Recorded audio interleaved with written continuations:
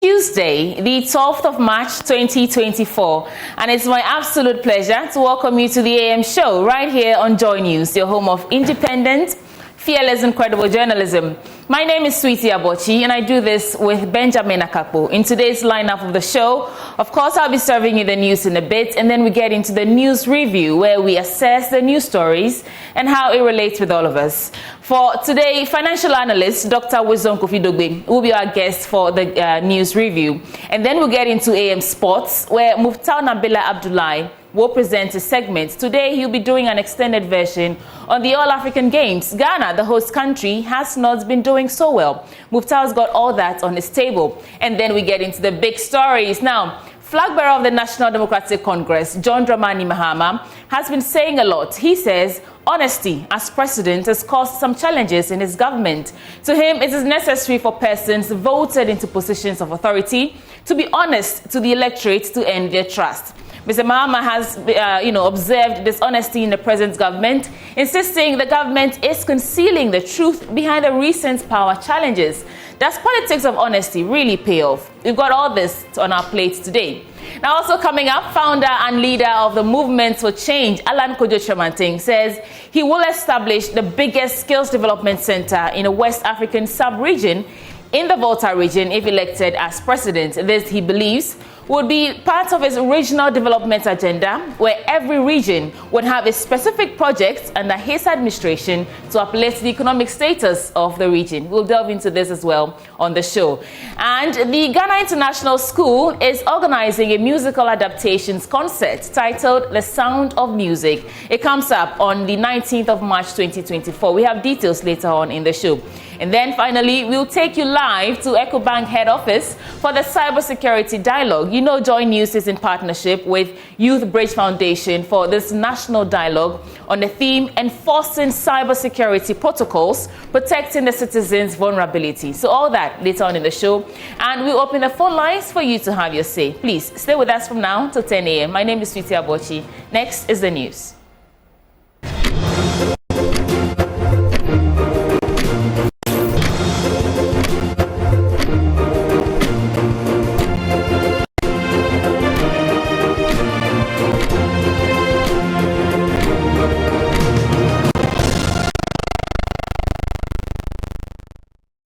This is the AM News. Let's begin from our election headquarters. Flag bearer of the National Democratic Congress, John Dramani Mahama, has made a promise to the electorate to establish a commission of inquiry to investigate looted Gadangbe and state lands. The commission will make recommendations on what government should do on the issue. Mr. Mahama is unhappy with the diversion of unused state lands to private individuals when the laws of the country state otherwise. Nana Yaljima was at Greater Accra Regional House of Chiefs, where the former president made a promise and filed this report. Lands remain the basic resource for development. Over the years, access to lands in some areas have resulted in chaos.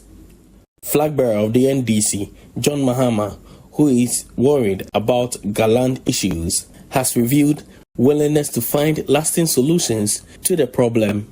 The issue of Ghan lands is a very disturbing issue. It's a vexed issue, and it raises a lot of emotions.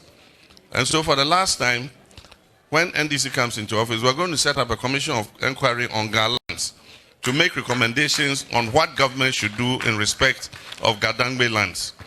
And at the same time, it will also investigate looted state lands, because the chiefs and people of Ga, Dangbe, gave land to government for specific projects. If government is using those the land for those projects, there's no problem. So Parliament is working is Gadangbe land, the Supreme Court is working is Gadangbe land, the airport is there, we all are using it, we're flying in and out. But where government is not going to use the land anymore for the purpose that it acquired the land, the rule is simple. It says give it back to the owners. And so we have to get a commission of inquiry in and investigate those who have taken those lands.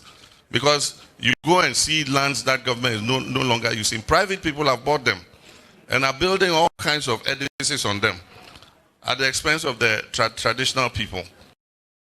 issues of encroachment of regional boundaries were brought up by the traditional rulers. The former president finds this worrying, but assured the matter will be referred to the Ministry of Lands and Natural Resources if voted into power. There are several regions where we are having skirmishes because other regions are encroaching into other regions. And so it's something that the Ministry of Lands and Natural Resources will take up seriously so that we do the demarcation properly. Everybody knows where their land ends and where somebody else's begins. Because this is a cause of violence. In many areas, we've seen people lose their lives because of the skirmishes between traditional areas about whose land is which. For Joy News, Nanaya Ojima, Greater Accra Region. Former Oti Regional Minister Joshua Makubu says he regrets any negligence that anyone may have suffered when he served as the regional minister in that region. He says he did his best to satisfy all those who came his way. He hopes another opportunity may present itself for him to remedy any difficulty encountered. Mr. Makubu has been interacting with correspondent Peter Senu. Any regrets as a regional minister? Yes. Yes. Peter, I am a human being. A lot of people came to me. Some through mobile phones, some physically, some through others by messages. I try my best as much as possible, like Job did, to do what I can do to make life comfortable for people on my own. It's not everybody I'm served right. For all those people, I couldn't meet their what they call expectations. As a result of my own negligence, I regret that. But where it was just beyond me, I just pray that look, an opportunity will come for us to be able to serve them. But I don't think whatever my regrets as a regional minister would have been, they cannot supersede the love of my party when I was in office, the love of the regional House of Chiefs led by Nana Mpra, the kind of love they demonstrated to me, my party people across all the constituencies, and especially the confidence His Excellency the President of the Republic reposed in me, supersede any other regrets. What's your final word for the people of the Oti region now that you are stepping out or you have stepped out, and especially to the people of Nkwanta?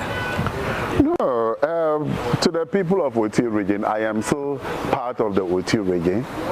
I think the 2 weeks that there's no single day I have not come in to resolve a problem that is in connection with the Oti region. I don't need to be in the office as a regional minister to be able to contribute my quota to the comprehensive growth of Oti region, that is the social aspect, the economic aspect. And I want to say and tell to the people of Oti region, I am not aware of any act of underperformance, any act of what you call arrogance, or any act of financial malfeasance that might have culminated to my exit from office.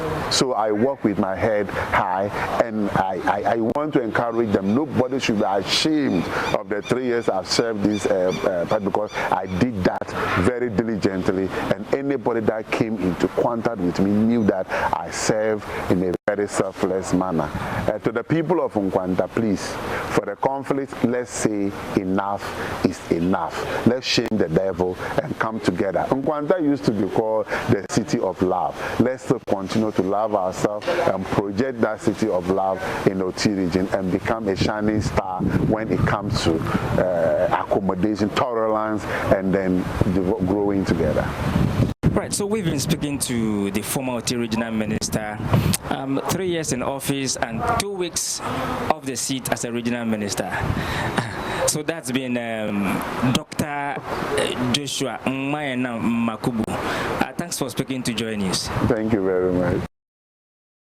Great report there by Carlos Coloni. Now, moving on, women in science, technology, engineering and mathematics Ghana have underscored the importance of empathy in the realization of female inclusion in Ghana. A member of the group, Professor Mrs. Mavis Osei, believes it is crucial in ensuring working policies. There's more in this report.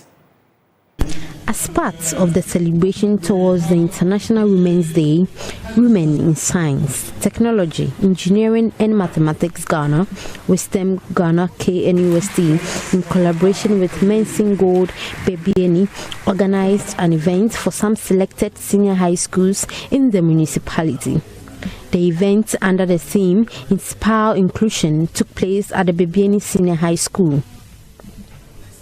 Professor Dr. Mrs. Mavis Osei, a member of the Western Ghana, advocated for change not just in policies but a change in mind. But let me say that inspiring inclusion is not just about changing policies and laws. It is about changing hearts and minds.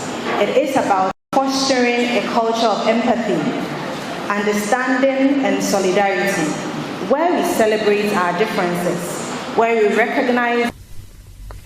Wisdom is an initiative of the Kwame Nkrumah University of Science and Technology with the overall objective to facilitate women's scientific, technological and leadership capabilities, provide a framework for intra and inter-institutional collaboration and promote a science and technology culture in the society. The General Secretary for Wisdom Ghana KNUST, Dr. Mercy Bedu, mentioned it's possible to make it as a woman. Initiative is from the Kwame Nkrumah University of Science and Technology. Whatever we stand for, all that we are looking for is to inspire the younger generation. We want to inspire the younger generation. We want our younger daughters, our younger sisters to know that it is possible. They can do it. And so today, International Women's Day, we came here to inspire inclusion. We came here to talk to the young ladies, to let them understand that people have done it. They can also do it. And so the General Manager of Mensing Gold Mines, Mr. Samuel Kwesitechi, encouraged the ladies to take advantage of opportunities available to them. Mensing, under the supervision of Ashanti Gold Corporation, had deliberately moved towards ensuring that our women participation in our management level is also increased. I encourage our fellow engineers and future scientists to take advantage of this opportunity that exists at Mensing. Reporting for Joy News, Edith Astravo.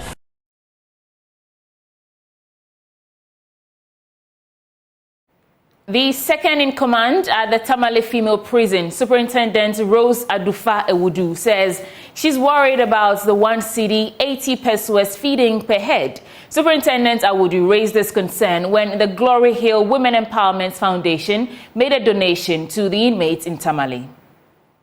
The Glory Hill Women Empowerment Foundation is a non-profit organization that is into the empowerment of women. As part of the activities to mark this year's International Women's Day, female inmates of the Tamale prisons.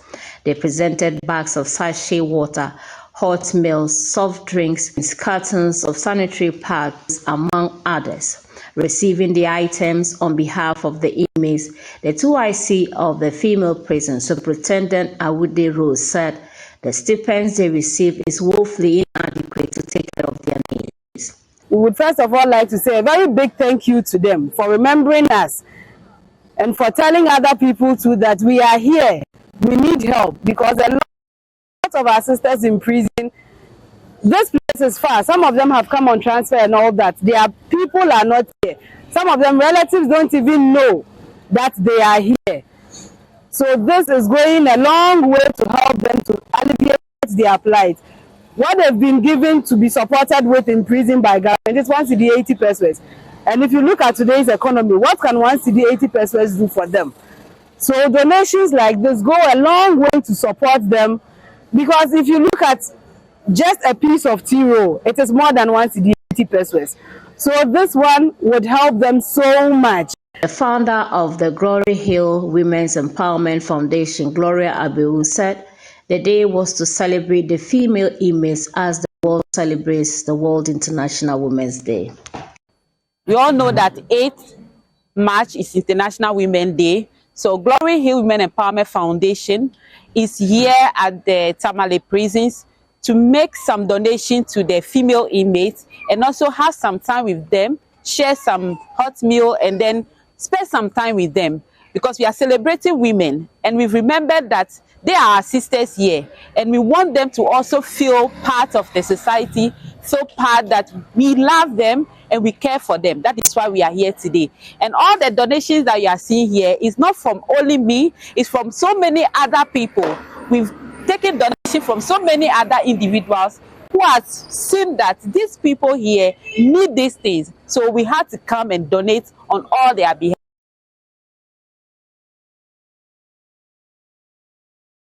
And that's it for the AM News. Up next is a news review with Benjamin Akakbo. Please stay with us.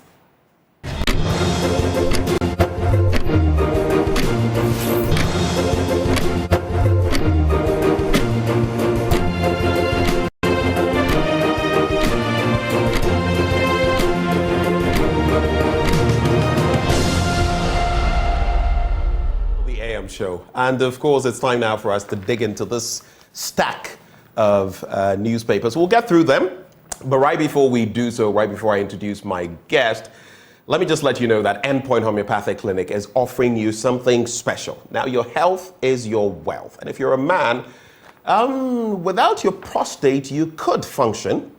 You would, in fact, function, but you know that it's like your appendix being taken off.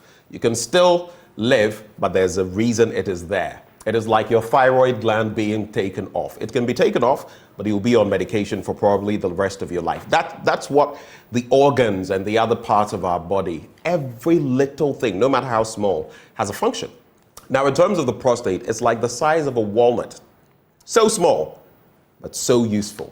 You don't want it to be affected. And that's why if you're a man, especially 40 and above, you ought to pay attention to what is happening with your prostate by getting screening. Endpoint Homeopathic Clinic is offering you that for free. If you're a woman, you've never checked out your fertility. Maybe you feel you've had 1, 2, 3 children, and so that's it. If you want to stop there, that's fine, but you never know what the future holds. Do you know your fertility status? Do you know if there are any developments around your womb or other areas that you ought to take stock of?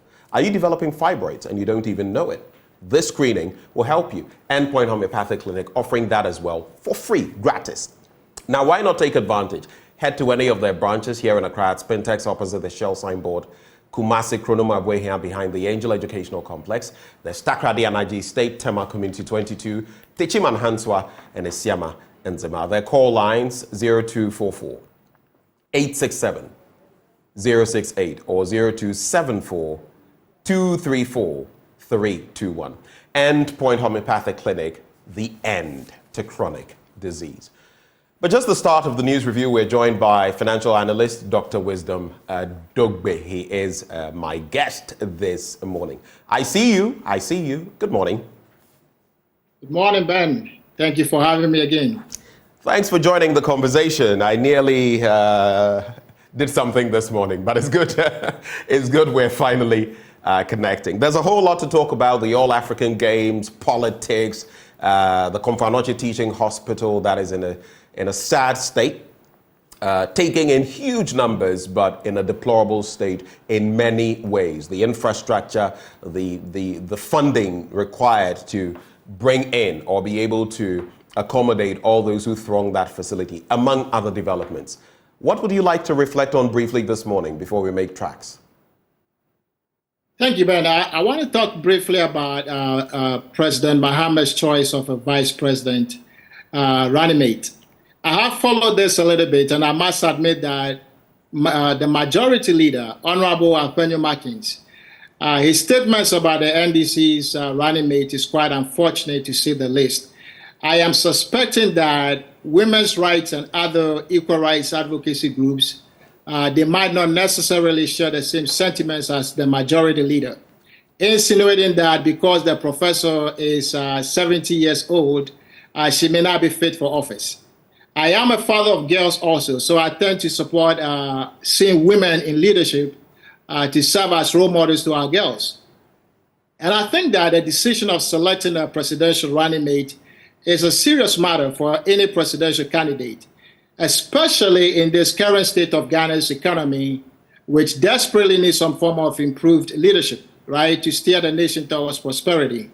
We are witnessing such leadership failure in the nation at several areas of government, and so the decision of who will be president and his running mate is of utmost importance, in my opinion, now more than ever. You know, presidents are hired to do a certain job, clearly defined. So I think that the onus lies on the presidential candidates to look for a running mate who brings that complementary skills and experience to the ticket. They need a running mate to complement, you know, what the president may be lacking. And I think that is why President Mahama chose Professor Jane Opoku-Agyeman. From everything that I read about Professor Jane Ben, she's a woman of great integrity who understands education, governance, and economic affairs very well. And the role of a running mate, right, or vice president, it is a critical role, and it goes beyond just being the driver's mate. You know, the vice president has a front row seat in crafting and implementing policies for the betterment of the nation. So you need someone tried and tested.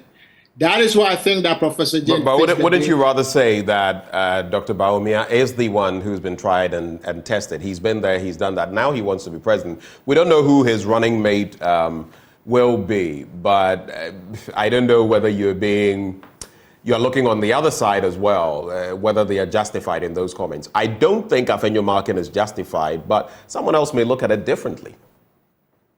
Yeah, I get your point, but if you look at women representation, right, and saying that because she's 70 years old, she may not be effective, I disagree with that. We have many world leaders. Even Trump is 77 years old. Joe Biden is way past that. Right, Joe Biden is 81 years. He's running for president. And so, Ben, I also suspect that President Mahama needed to ensure that some kind of geographical balance is brought to the ticket. So by selecting someone from a region that is different from his region, that should make the ticket appealing to voters who may otherwise feel underrepresented. And with this, I have no doubt that John and Jane can build a better coalition of support across the country. Ben, I also think that demographic appeal is taken into consideration here, you know, to choose someone who can help appeal to demographic groups such as women. And this makes the ticket stronger. And that is why I think Professor Jane is a perfect choice for the role. I am a huge advocate for women in leadership, right? Like I said earlier, I have 2 daughters. And I like my girls to see women in top leadership positions, especially folks that they can look up to and say that we can also dream big and achieve these big dreams. Then there is also the need to choose someone who is popular among party members, influential within the party, or has a strong base of support, all in a bid to unite the party and deepen that support base. And I heard that Professor Jane has long been an active member of the party, you know, playing various roles in the party since 1996. You know, when she began as the host on the show called Platform on Radio Gold. Of course, there is also the need for that personal chemistry, right, and compatibility, you know, to be present between both the president and the vice. And if you see both of them together, there is no doubt they can work together. But I think that what is of greater importance is the ability to govern together effectively, right? Someone with that track record of sound leadership. And I think that she fits that bill also very well. So good luck to them.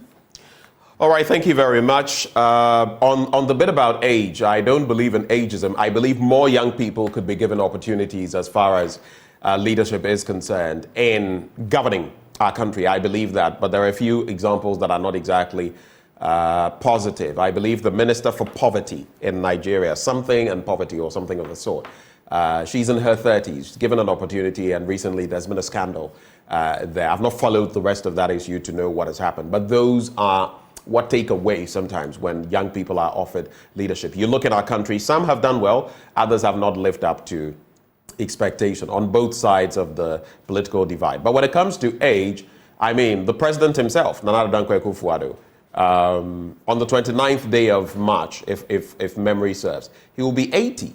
And that tells you that at the time he became president, he was around 72, 73 years old. So I guess that balance is needed. But let's get into the papers. Thanks for sharing those thoughts. Interesting thought, though. Yesterday, I had an interaction with a number of people. I believe Dr. John Osai Kwapong gave the John and Jane ticket 8.5 out of 10. Or was it 8 out of 10? Then there was Professor Kobi Mensah. I think Kobi Mensah is the one who gave 8.5. And another guest gave them 9 out of 10. What would your score be if you had to rate the John and Jane ticket? Just give me on a scale of 1 to 10. What would your score be? I'll give them a 9. Definitely. The reason is this, right? You need a balance. If you look at it, we need women representation. Even if you look at Parliament today, from the MPP elections, a lot of female MPs lost their seats, right? Right. We need to increase that, and we need to make sure that we are pursuing opportunities like this to give women more opportunities, more leadership roles in the government. So is this just to give women a voice? Is this like affirmative action in politics?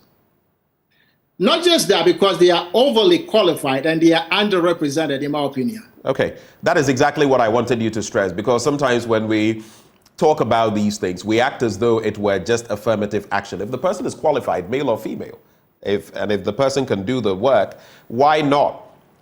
So that's the thinking there. Anyway, let's get into the papers. I'll start with the Daily Graphic newspaper. Ofankwan Sawam Road project, 100 lawsuits impede work. That's according to the chief engineer. And then Attorney General advocates renewable energy use in schools. Implementation of Planting for Food and Jobs 2.0. Farmers registration begins today. On the back page, satellites to make amends against the Gambia. Our male teams, I don't know. And Bofuaka fight back to hold hearts to a 1-1 draw. But let me start with sports, especially as the All-African Games is ongoing, and it appears I may have to talk about that again in my blunt thoughts. I shared some brief thoughts, shed some light on it last week, but with some of what I have seen, I am deeply, gravely worried, and we're cooking up something, so stay with us. But Ghana's black satellites have vowed to make amends and save their African Games campaign as they come up against the Gambia today at the Accra Sports Stadium in their second group game of the ongoing Games, Accra 2023. Last Friday, the satellites made a stuttering start to their campaign to win gold at home, not only with a drawn game against Congo, but an unimpressive performance, which raised concerns that they might not realize their dreams. To make it to the next round of the competition, the satellites need to win in today's game as well as score more to ensure that they leave nothing to chance and avoid any permutations should the other group contenders end up with similar results. We are experts at permutations, like we saw at the AFCON. Oh, and if this team draws, and if we win by this margin, massa. Anyway, Princesses aim for goals. Now in Cape Coast, Coach Yusuf Basigi may not have the same headache as his satellites counterpart as he seeks to lead the Princesses to an early qualification in their second game against Tanzania this evening, having won 1-0 in their opening game against Ethiopia last Saturday. The same match where it was ongoing and the lights went off. Yeah, that same match. But I keep saying, for the life of me, I don't get it. The women are doing so well in sports. Our first gold medal, I think our only gold medal, was that weightlifting medal by a woman. Women are doing so well. Other sports are doing so well. We throw all our money after football. And even in football, it is the men. The women get the chicken change. It's like being penny wise and pound foolish. That's how we are. I don't know whether you have any thoughts on that before I get into road projects and all that. You know, Ben, quick thoughts on that. Ghanaians are people of resilience, right? That's why regardless of what people are going through in the country, you see them on the streets, at churches, at the stadium, and other places, dancing, right, singing, and simply happy. You know, to me, it seems that Ghanaians are happier than their American and other foreign counterparts who comparatively have higher standards of living for the most part. And in a time like this, when things are happening... Are we? Because recently I've been looking at the latest happiness index. There's an index, and it doesn't appear Ghanaians are that happy. I can tell you, when I visit Ghana and being over here, I think Ghanaians are usually happy with even the very little that they have. You know, I think that people are naturally worried about the state of the economy, right? Some of the things that bring us together today is the strength of our collective force, whether it's sing-a-thon, hook-a-thon, or these African games. And so I think that these games are very necessary in bringing the nation together as we watch and cheer for our athletes, even though some of them are not doing that well. But what I wanted to say on this is, I was shocked to hear that we have spent north of $240 million to put these games together. And I'm not sure what the source of almost 200 million. I know of almost 200 million. There could be others that I'm not aware of. I had about 242 million actually yesterday on your channel. Right. That's why I'm saying there may be other things that I'm not factoring in, but some of the things, the Games Village, the University of Ghana Stadium, the other complex and all of that. But I'm sure there's something else I have not added. So go ahead. Right. But Ben, I heard that similar tournaments are organized in advanced countries, usually at a fraction of what we are spending at these African Games. We can only hope that the funds were not misappropriated, right? And there will be full transparency and accountability. And yes, I also heard that there were delays in delivering much needed equipment to the athletes. And the national champion of cycling had to withdraw from the competition because of a faulty bike. To be honest, I find these things extremely challenging to comprehend, right? How do you spend such amount of money in organizing this sporting event, and you cannot buy the right professional bike with the best quality for our athletes? If you're surprised by that, you should know that some people got their equipment to train a day or so before the tournament started. You should know that someone who dons size, is it 47 or 46, was given size 36 to put on his feet. You should know that as well. You can't make that stuff up, right? And it's difficult to comprehend. And I think that we as a nation, we can do better, right? But I'll say this. We wish the athletes the best in the competition. The nation is rooting for them to bring more medals. And we'll leave the accountability to our leaders to account for the nation, how some of these monies are spent. Well, in other stories, very quickly, 100 lawsuits impede work. Chief engineer now. More than 100 lawsuits ranging from human rights cases to ownership of portions of the road earmarked for the reconstruction of the 18.1 kilometer of Ankoan-Sawam dual carriageway project are hindering the completion of work on schedule. With some of the cases dating back to 2022, the chief resident engineer, Kwabena Bempong, told the Daily Graphic that his team would not be able to meet the government's August deadline. Quoting him, he says, "These cases have dragged on for quite some time, and these are impeding the progress of the work, because there are some areas where we have to relocate the utility lines like electricity, telephone, infrastructure, and water. And until they are moved, we are unable to complete the construction of our main roads and the service roads." He gave the briefing to the minister-designate, Mr. Bimpong. Briefing the minister-designate, Mr. Bimpong explained that the team had been able to complete a railway bridge, including an underpass at the Pukwasi interchange project, adding that the retaining wall was almost completed, which means that a lot of those in that enclave who were expecting that this would be done so that the dust and all of that, they can be spared the agony of that. I mean, if you live in this catchment area and if you're driving or walking there every day, it's hazardous because of the dust alone. Let's forget everything else. The dust alone, inhalation on a daily basis. But this is what is happening, and now we get into why it is happening. Let me quickly turn to, would you like to react to that? Go ahead. Yeah, I would say this, right? 100 lawsuits is a lot. And I don't know when the judicial system can fully exhaust all of these cases before the project can be completed. You know, there should be a strategy to deal with all of the grievances raised in the lawsuit to help mitigate the delay and move the projects forward, right? And that brings me to the question of, how was the project planning done in the first place if all of these grievances were not initially caught and addressed? I would think that there was a comprehensive project planning, right? A process around this planning where all environmental and other impact assessments were completed. What some of these could have been addressed to avoid the legal issues that the contractor was talking about. I would have expected an open and also transparent communication with stakeholders, the human rights groups and the landowners mentioned in this article, who will be impacted by this project. This would have been addressed, right? If you caught this earlier at the initial stages of the project, you could have addressed this and avoid all of this situation with the lawsuits. So early engagements and consultation with the stakeholders could have prevented some of these legal challenges that are delaying the project.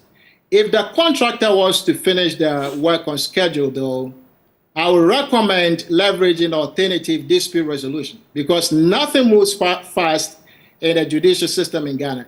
So bringing the chiefs and other stakeholders together, have some kind of mediation or arbitration, and resolve these challenges in a more timely manner.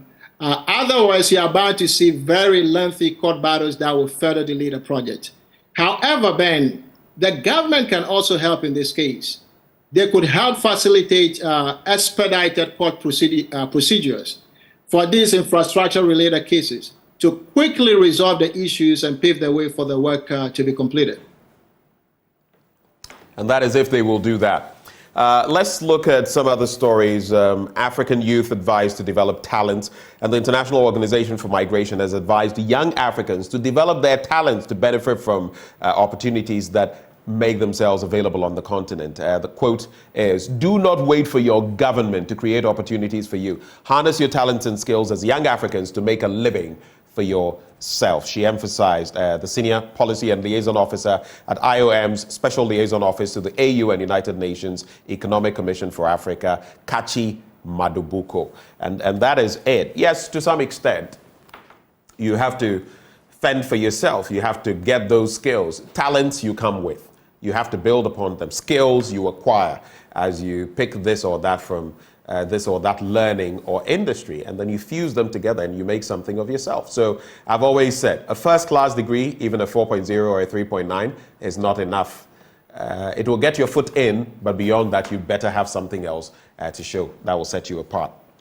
Attorney General advocates renewable energy in schools. The Attorney General and Minister of Justice, Godfrey Abuadame, has advocated the promotion of renewable energy use in schools. He said that would not only ensure a regular supply of electricity to improve on the learning situations where power supply to some institutions was cut for non-payment of electricity bills. And recently we've seen schools suffer time and again with some of these incidents of not being able to foot their electricity bills. Then wrapping on page 13, before we take a stab at some international stories. So farmers registration begins today. It has to do with Planting for Food and Jobs 2.0. And the Ministry of Food and Agriculture has begun registering interested farmers under phase 2 of the Planting for Food and Jobs program, codenamed PFJ 2.0, in all 261 districts across the country. The registration exercise requires interested farmers and institutions or companies to visit their district's agricultural directorate, where extension officers will assist them by capturing their data with tablets supplied by the government. And on the front, gunmen kidnapped nearly 300 students in northwest Nigeria. This is becoming a big problem. Rashidat Hamza is in despair. All but one of her 6 children are among the nearly 300 students abducted from their school in Nigeria's northwest, riddled with Islamic extremists and armed gangs. I find it a bit difficult sometimes when these stories are also couched, because it makes it appear all Muslims, anyone, once you mention Islam, it is radical, it is this. It's not the case, but unfortunately these elements make the religion look bad, which is actually not the case. Trump won't fund Ukraine war, and then Macron pushes on with assisted dying bill. I'm sure you've heard of euthanasia, and that is being considered in France. It appears there are a lot of things they are doing now. They've legalized abortion, and now they just might be legalizing euthanasia or aided dying. That's the situation there. Any quick thoughts before we move on to the next papers and wrap? Yeah, Ben, let me touch briefly on the renewable energy push in the schools. I think it's a great idea, what our Attorney General is advocating for. I will go a step further to advocate for the use of green energy sources more widely, even in factories and everywhere else across the economy, right? And not just in schools. There are real environmental benefits to this. If you think about it, renewable energy sources such as wind and solar, these produce electricity without emitting greenhouse gases or other harmful pollutants. That's how you reduce the nation's carbon footprint to contribute to cleaner and healthier environment, not through emissions taxes like the way Ghana had planned to do initially. You know, initial investment in renewable energy systems can be cost prohibitive, right? But the long-term cost savings can also be significant, Ben. So there is the long-term cost savings benefit because you start using renewable energy to generate electricity at lower cost compared to traditional fossil fuel sources. Your long-term energy bills will be reduced over time. And we're talking about schools here, right? So I think it can be excellent educational opportunity for the students because they get to learn more benefits of renewable energy conservation, and also if you think about sustainability practices. That's hands-on learning that they actually get with some of these things. And there's no better time to promote the use of renewable energy than now. Doomsaw is alive and kicking. And one way to achieve energy independence is to say that we've had enough of the over-dependence on the grid because renewable energy is an alternative when it comes to mitigating the risk associated with constant power outages, doomsaw as we like to call it. You know, the challenges that I see here is that, as I mentioned earlier, the initial investment or the upfront cost of installing large-scale renewable systems can be high. Can the schools afford it? Or government do they have the budget for it? Also, if you think about it, there's the need to consider maintenance, right, and expertise. Then these renewable energy systems often require regular maintenance and monitoring to ensure the optimal performance of these systems. The schools will need to allocate funds for maintenance and train the students or someone with expertise in this kind of technologies to properly maintain this. And finally, the technology continues to evolve, right? So to make it more efficient and get the best capacity out of this, I think that there has to be more investment, not just implemented one time. All right.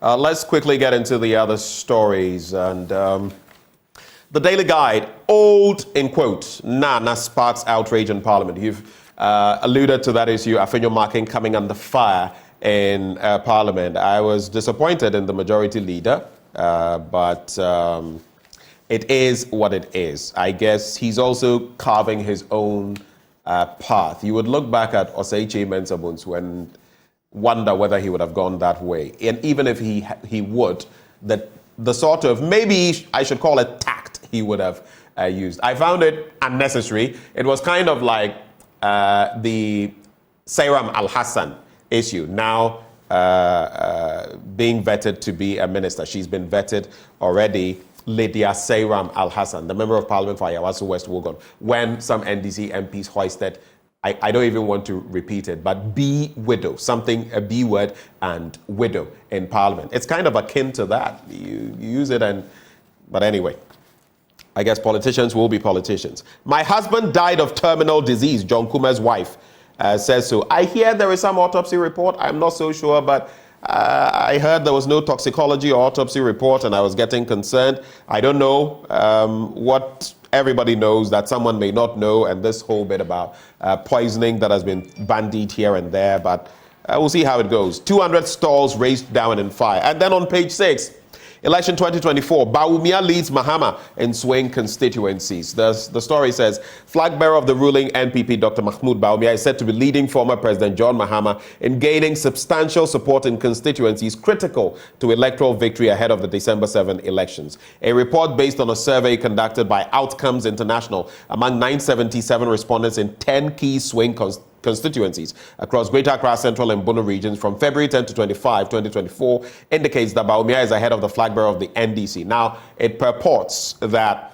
Dr. Bawumia leads with 43.5%, while John Mahama has 42.1%. 6.9% of respondents expressed their intention to vote for other candidates, while 7.4% remained undecided during the polling period. I would say in response to this, because I've seen other reports that also substantiate the other side, I would say the proof of the pudding is in the eating. To determine who wins, we'll go to elections, and that's it. Nearly 200 stalls and properties valued at millions of cedis were razed down in a fire outbreak at the Kumasi Racecourse Market in the Ashanti region. I've become tired of talking about these stories because they happen every now and then. Give yourself 3 months, there will be a fire, 3 or 4 months. So, the new finder, minority opts for private members' bill to remove nuisance taxes. It also talks about the registration of farmers. Then job scarcity on the rise. That's where I'm going to end. Economy Times. Job scarcity on the rise. Job availability in the country has continued to decline, according to the Bank of Ghana. The number of jobs advertised in selected media, which partially gauges labor demand in the economy, decreased in December 2023 relative to jobs recorded a year ago. For the rest of the story, grab a copy of Economy Times. But at the same time, we say we are creating these millions of jobs. Doc, you have a minute. Let's go. Ben, on the issue with the fire outbreak in Kumasi, you know, to lose your business and livelihood in these unfortunate incidences, especially in this current economic downturn in the country, it is very saddening. And I'm sorry to hear about these traders having lost significantly, right? Right. I don't know if it's just me, but I keep hearing about these disasters happening too often in the country. And I've been wondering, what can we do as a nation to address these disasters? Thank God there was no loss of life, but we need to take steps, you know, to reduce the instances of fire outbreak like this one. Right. Look, someone could have died in this fire. So we don't need to wait until lives are lost before we act. Right. We need to do more, you know, to strictly ensure that building codes and regulations are enforced. Right. And as we build new facilities, we want to make sure that some of these facilities have state-of-the-art equipment. And to prevent some of these fires from happening, even in the first place, human life is very important. I think that the previous ones, some people died in it, and we need to learn the lesson and implement some of these things pretty quickly. Right. Well, thank you so much for sharing your thoughts on all of these matters. We wish you the very best in your day and in your activities today. I know it's probably very early in the morning where you are at dawn, so you're going to catch some rest before you head off to work. All the best. All right. Thank you. And that is financial analyst Dr. Wisdom Kofi Dugbe. He joined us this morning for breakfast. If you love my outfit this morning, I keep getting, yesterday I picked up from 2 different people, one all the way from, Nsawam, sending me some items. But this one is from Sewa Abankwa of Seraban Clothing at Club 10 in Kanda, very close to the mosque, yeah? And if you'd like something similar to this, you can just reach out to her, Seraban, on this number, 0244 128 591. 0244 128 591. And look, spick and span, fly, like I am. Before we get into sports, Muftar Nabila Abdullah standing in the wings. Endpoint Homeopathic Clinic helped us to bring you this segment. They're offering you free prostate screening if you're a man, free fertility screening if you're a woman. Reach out to them at their branches. Across Spintex, opposite the Shell signboard, Kumasi, Kronomabwe behind the Angel Educational Complex, Takradi Anaji State, Techiman. There's also Hanswa and the Siama and Zema. Yeah, that's what happens. You can reach them on 0244 867 068 or 0274 234 321. Endpoint Homeopathic Clinic, the end to chronic disease. Some interesting matchups happening yesterday and before. We bring you that in Sports Tuesday.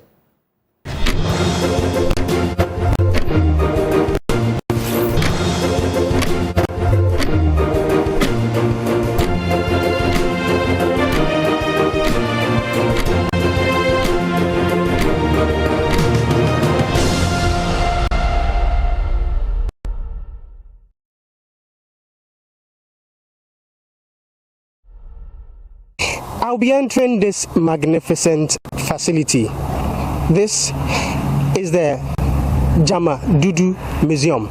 It is yet to be completed, but when it is finally completed, it's going to accommodate the history, the sad history of slavery.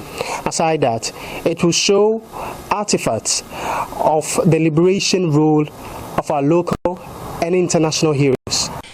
On the outskirts of the Himan township, in the serene village of Gyamadudu, sits a carefully curated facility chronicling the powerful triumph of the independence movement of Ghana. The Gyamadudu Museum, located on a 10-acre land, comprises 9 interlinked domes accommodating compartments for galleries, cultural exhibition collections, and artifacts that reflect the history of the Atlantic slave trade. The facility, under the care and management of Himan Hene Nana Apeu Wiafe Abebu, contains serene vegetation to exhibit featured artifacts, artworks, and interactive displays. It has spaces for statues and images of Ashanti kings and queen mothers, including the occupants of the Golden Stool, the Ashanti Hene Otumfuo Osei Tutu II, Nana Nyako Kusiamoa, the first Ashanti Hema Otumfuo Opoku Ware II, and the brave warrior of the Ashantis, Ya Ashantiwa Ojeso. Samuel Atafrimpong is the designer of the cultural artifacts and the caretaker of the museum.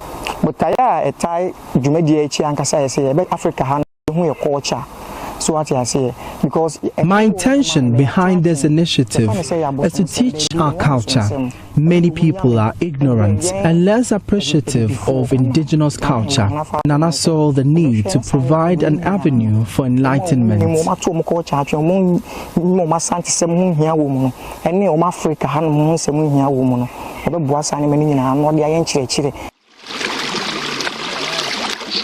We are currently heading to the Anyinasu River. The Anyinasu River is an auxiliary feature of the Gyamadudu Museum. What we understand is that this is an ancient river that contains a deity which provides the heartfelt request of the people who seek it. Ago! Okay.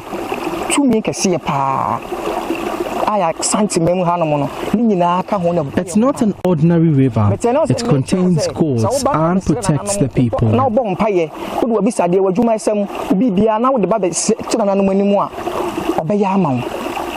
Gyamadudu Museum has an overwhelming package of Ashanti tradition. This particular place features a shrine. A set-up shrine which was done, decoration, everything was done by the gentleman behind me, Mr. Ates. It is supposed to give off the Ashanti traditional shrine houses that were there in the olden days. The Kwabre Himan township is believed to have served as the transporting route for slaves during the transatlantic slave trade between the 1700s and 1800s in Ghana. It also reflects slavery conditions through the brilliantly crafted statues. This museum provides a wide array of some of the activities that took place during the Atlantic slave trade. Just as you can see, here is a statue of a middle-aged man being put in chains on the neck and also chains on his legs. And you can see a depiction of how he was struggling and begging for his life. Samuel Atafrimpong has a depiction of the untold narrative. When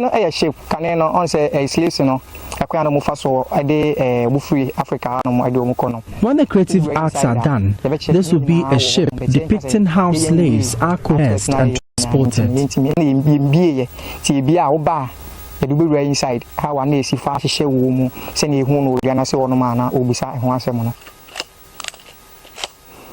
This particular creative structure represents a graveyard.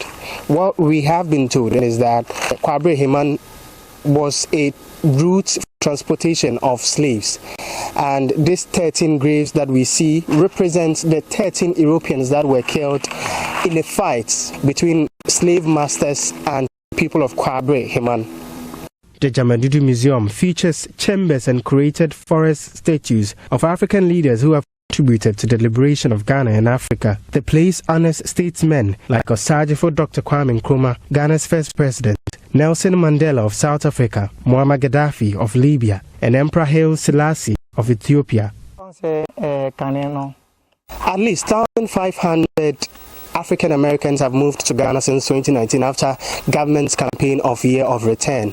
At the Gyamadudu Museum, a special place has been dedicated to diasporans who wish to reconnect with their ancestry in the afterlife. Just as you can see behind me, Reynard V. Hall has been buried here alongside one other here at Heman Ancestral Memorial Garden.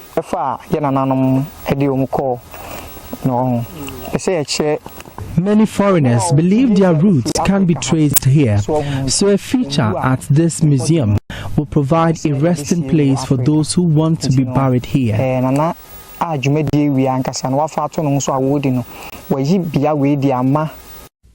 To the youth in the area, the creative monument represents a golden opportunity to boost the local economy and tourism in the Kwabre Heman township. Samuel Atafrempong says the museum will play a vital role in the economic development upon its completion. The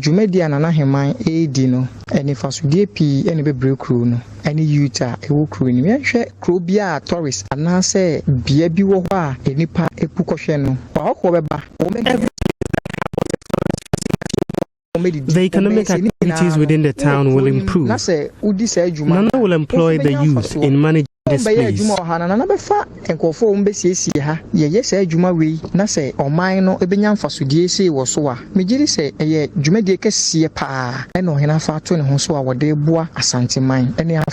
The construction of the Gyamadudu Museum, which started in 2020, is 90% completed.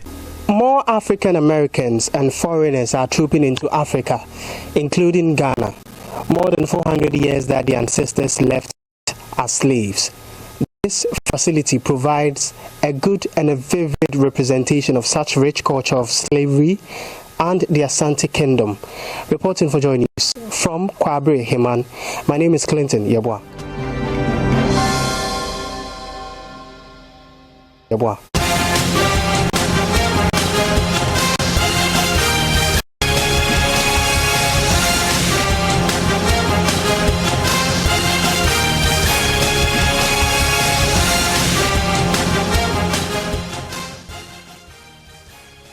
The Greater Accra region is the 14th to be visited by the building guarantor of the NDC. At a meeting with the Regional House of Chiefs, various traditional rulers present were given the opportunity to air their views on some issues of concern. Vice President of the House, Professor Ni Welenchi, spoke on their behalf. As chiefs and fathers of the land, we support all our children in this election competition. Therefore, any chief tying and aligning his giggles around a particular political party is doing a disservice to the very people he is supposed to rule. I urge our chiefs to desist from partisan politics and save your integrity. We all know this year is an election year. Come December 7, we shall all be going to the polls to cast our votes. Can we have politics without insults and unwarranted blames? Yes, we can. John Mahama shared the NDC's plans to deal with traffic and congestion concerns in the city. He shares plans to relocate some state institutions, intention to build highways and extend rail services to these areas. We are looking to decongest Accra. And so when we come into office, we're going to undertake a feasibility study to move some of the government agencies and the ministries outside the city, so that we can free up more space and reduce the traffic congestion in the system. So some of the ministries, some of the government departments, agencies, we will move them outside Accra, not too far. There will be a highway between that place and Accra. We can even put train services between, so that you can just board a train and go do your business and come back. Meanwhile, improving the transport system in the capital remains a central goal to the NDC. Mr. Mahama says the Ayololo transit system will be revived if he is successful at staging a comeback. Aside from that, Accra is a rapidly expanding cosmopolitan area, a huge metropolis, and so we need to improve the transportation service in Accra. And that's why when I was president, we introduced the Ayololo bus service. Unfortunately, our successors have virtually abandoned it. And so I want to assure you that when we come, we're going to revamp the Ayololo bus service so that I can service all parts of Accra and let people be able to ride the buses to wherever they want to go. Because we want to introduce a 24-hour economy, we must have an efficient transportation system so that people can go to work at any time of the day or the night. Lands remain the basic resource for development. Over the years, access to lands in some areas have resulted in chaos. Flag bearer of the NDC, John Mahama, who is worried about land issues, has revealed willingness to find lasting solutions to the problem. The issue of lands is a very disturbing issue. It's a vexed issue, and it raises a lot of emotions. And so for the last time, when NDC comes into office, we're going to set up a commission of inquiry on lands to make recommendations on what government should do in respect of Gadangbe lands. And at the same time, it will also investigate looted state lands, because the chiefs and people of Dangbe gave land to government for specific projects. If government is using the land for those projects, there's no problem. So Parliament is working, is Gadangbe land. The Supreme Court is working, is Gadangbe land. The airport is there. We all are using it. We're flying in and out. But where government is not going to use the land anymore for the purpose that it acquired the land, the rule is simple. It says give it back to the owners. And so we have to get a commission of inquiry in and investigate those who have taken those lands. Because you go and see lands that government is no longer using. Private people have bought them and are building all kinds of edifices on them at the expense of the traditional people. Issues of encroachment of regional boundaries were brought up by the traditional rulers. The former president finds this worrying, but assured the matter will be referred to the Ministry of Lands and Natural Resources if voted into power. There are several regions where we are having skirmishes because other regions are encroaching into other regions. And so it's something that the Ministry of Lands and Natural Resources will take up seriously so that we do the demarcation properly. Everybody knows where it ends and where somebody else's begins. Because this is a cause of violence. In many areas, we've seen people lose their lives because of the skirmishes between traditional areas about whose land is which. For Joy News, Nanaya Ojima, Greater Accra Region.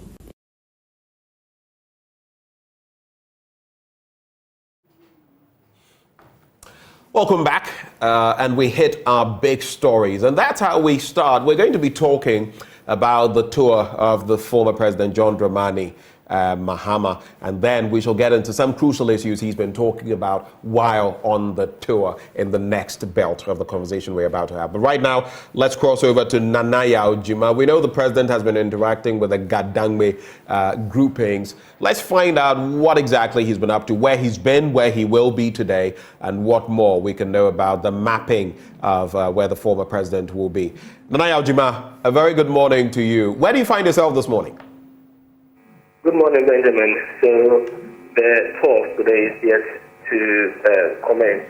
This morning, the flag bearer of the NDC will be moving to Tema, where he will be meeting some religious leaders in Tema. And after that meeting, he will move straight to the Tema port to meet some people who work with the port in Tema.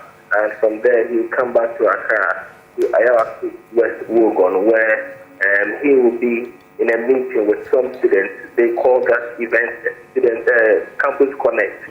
So he will complete today's event in Accra. Heading to Tema today. Benjamin, can you please ask that question once more? So I was asking, so he's going to be in Tema today? Yes, so that is where John Mahama and the rest of the team for the NDC will be. Basically, they will be stationed in Tema and be touring the Tema area. I see. What is the plan as you've interacted with his team? What have they been telling you? What is the vice president's message? What are some of the things he's been sharing in the last few days? So yesterday he started the tour of the Greater Accra region, and the first meeting he had in the Greater Accra region was at Bedewa, where he met some party executives. And in these meetings, we call them the entry meetings. The party executives within the various meetings get the opportunity to sit with the flag bearer of the NDC, listen to him, and also the regional executives within these areas update him on the plans that they have to help the mission of staging a comeback to power. So yesterday, he met with the party executives at the constituency level, and in this meeting, they had some other people within the party hierarchy. The chairman himself was in the meeting, and the Greater Accra Caucus of the parliamentarians, that's the NDC section, they were also in the meeting. They all had the opportunity to have their say at the meeting. Let's start from Johnson and Stealing this year. There's one thing that he finds very relevant, is that the party will have to unite for the upcoming elections. According to Mr. Stealing this year, already he's going to part of the country on a reconciliation mission, and he finds out that there are a number of things that are not relevant.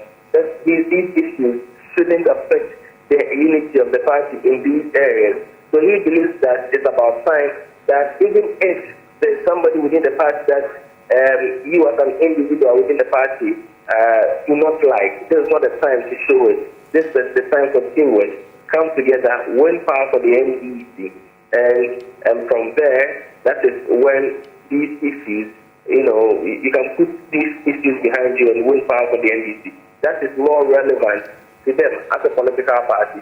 Now, from there, we had other people taking the podium. For instance, the Greater Accra chairman of the NDC, Mr. Emmanuel Ashimo, also had his speech, and according to him, this time the NDC is targeting over 2 million votes in the Greater Accra region, and he believes that the Greater Accra region, which is the swing region, will have to decide this election. So if the party is able to make the number of votes, the 2 million target, it means that it's possible that the NDC will be returned to power. So he mentioned some of the things that are being done from headquarters to ensure that the NDC campaign team has the necessary resources to take over the Greater Accra region and ensure that they are able to meet their targets when it comes to the region. And also, the parliamentarians of the NDC in the Greater Accra region also made public their support for this agenda. And according to them, they are targeting about 9 constituencies where they will master resources and go into these 9 constituencies and campaign massively for the NDC parliamentary candidates in these areas to ensure that they win these 9 constituencies which are held by the NDC. But for the 20 that they have in the Greater Accra region, they are protecting it and will try to win more for the NDC in the area. Now, finally, John Dramani Mahama had the opportunity to also address the party people, and he was very insistent on the need to ensure that the party agents within the various polling stations and coalition centers are vigilant enough to protect the NDC's ballot in this election. He believes that it's about time that the constituency executive partner with the team from the national, from the national executive to ensure that competent people are brought up to be trained for the role of party agents when it comes to the elections. So he believes that it's about time that the NDC leaves no stone unturned, come together and unite and ensure that they campaign massively for the victory of the NDC in the coming election. The assurance is that if the NDC wins power, he will do all that it takes to ensure that he governs properly and also reward the NDC party faithfuls who work towards his victory. So there was an assurance for these people, party faithfuls who had gathered for the event. Immediately after that meeting, there was a drive through the Dodowa market, where a lot of the traders mocked John Dramani Mahama, and visibly we could see them take his praise and all come out to have take a look at John Mahama, who made a drive through the market. From there, he made a stop at the Greater Accra Regional House of Chiefs. So the story you played earlier is a story that is coming from the meeting in the Greater Accra Regional House of Chiefs. The chiefs had opportunity to put their concerns before the flag bearer of the NDC, and he took his time to go through all these concerns that were raised by the traditional authority, and he answered them. And when it came to the issues of congestion within Accra, he reiterated the need for some ministries and agencies to be taken to the outskirts of Accra, and good roads, that highways built to link these areas and Greater Accra, so that whoever is traveling from Greater Accra for a service in any of the ministries or agencies that will be relocated outside Accra will be able to go and come back within the shortest possible time. So that was how the meeting at the Greater Accra Regional House of Chiefs ended.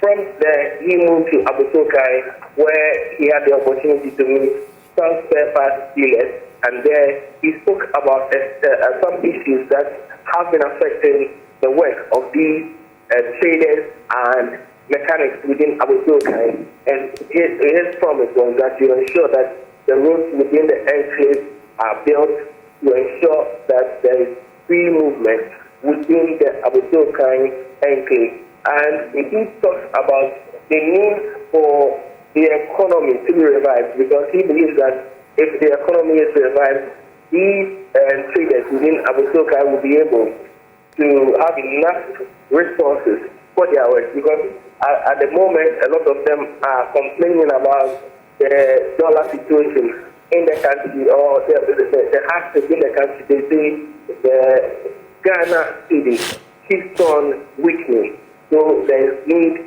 for a proper economy to be ensured that the city is strengthened, so that these people importing spare parts from other parts of the world will be able to bring them in and have the necessary resources for their trade. So these are some of the issues that came up at Abotokai, and that was where the flag bearer of the NDC ended the first day of the tour of the Greater Accra region. Today he continues at Tema, and from Tema he moves back to Accra to have the final meeting, and that's the Campus Connect in Accra. So far, so good. The flag bearer of the NDC has been received very well in the Greater Accra region, and this is the region that the NDC believes will be the decider in the 2024 general elections. Well, just a quick one before you take leave of us. Now that there's been all that talk about the confirmation of Professor Nana Jane Opoku-Agyeman, has she been touring with him? Have you spotted her at any point? And two, has there been any commentary from the former president in respect of his running mate? So immediately after the appointment of the professor, John Dramani Mahama moved from the meeting that announced or endorsed the professor straight to the Upper West region. At the Upper West region, the flag bearer of the NDC made comments about the nomination. He believes that so far the nomination has been well received by the public, and there is need for people and women to rally behind the candidate or the chosen running mate for the NDC and ensure that she is able to help the NDC return to power. And he believes that that's Jane Nana Opoku-Agyeman, will serve the interests of some groupings in the country, especially teachers and women. So there's need for all of them to rally support behind Jane Nana Opoku-Agyeman. So he has been insisting on that in almost every meeting that he has been to since the appointment. And even in the Upper West region, there were a lot of people who I interviewed, and they were all in support of the nomination of General Okukwajima. So it looks like her nomination so far has been well received by party members and other people who are interested in that ticket. Anything else you'd like to add, Nanayao? So far, the Building Ghana Tour has been to 14 regions of the country. Immediately after the Greater Accra region, John Gyamadudu will make his way to the OT region, where he will be having similar exercise. And after that, there are possibilities that he will go back to complete in the northern region. Nanayao Juma, we're grateful for your time. He is a journalist with Love 99.5 FM, and he just joined the conversation. He's also been touring with the former president, John Dramani Mahama. We'll bring you more, though, on that conversation because we're going to continue to talk about politics and whether it pays to be honest.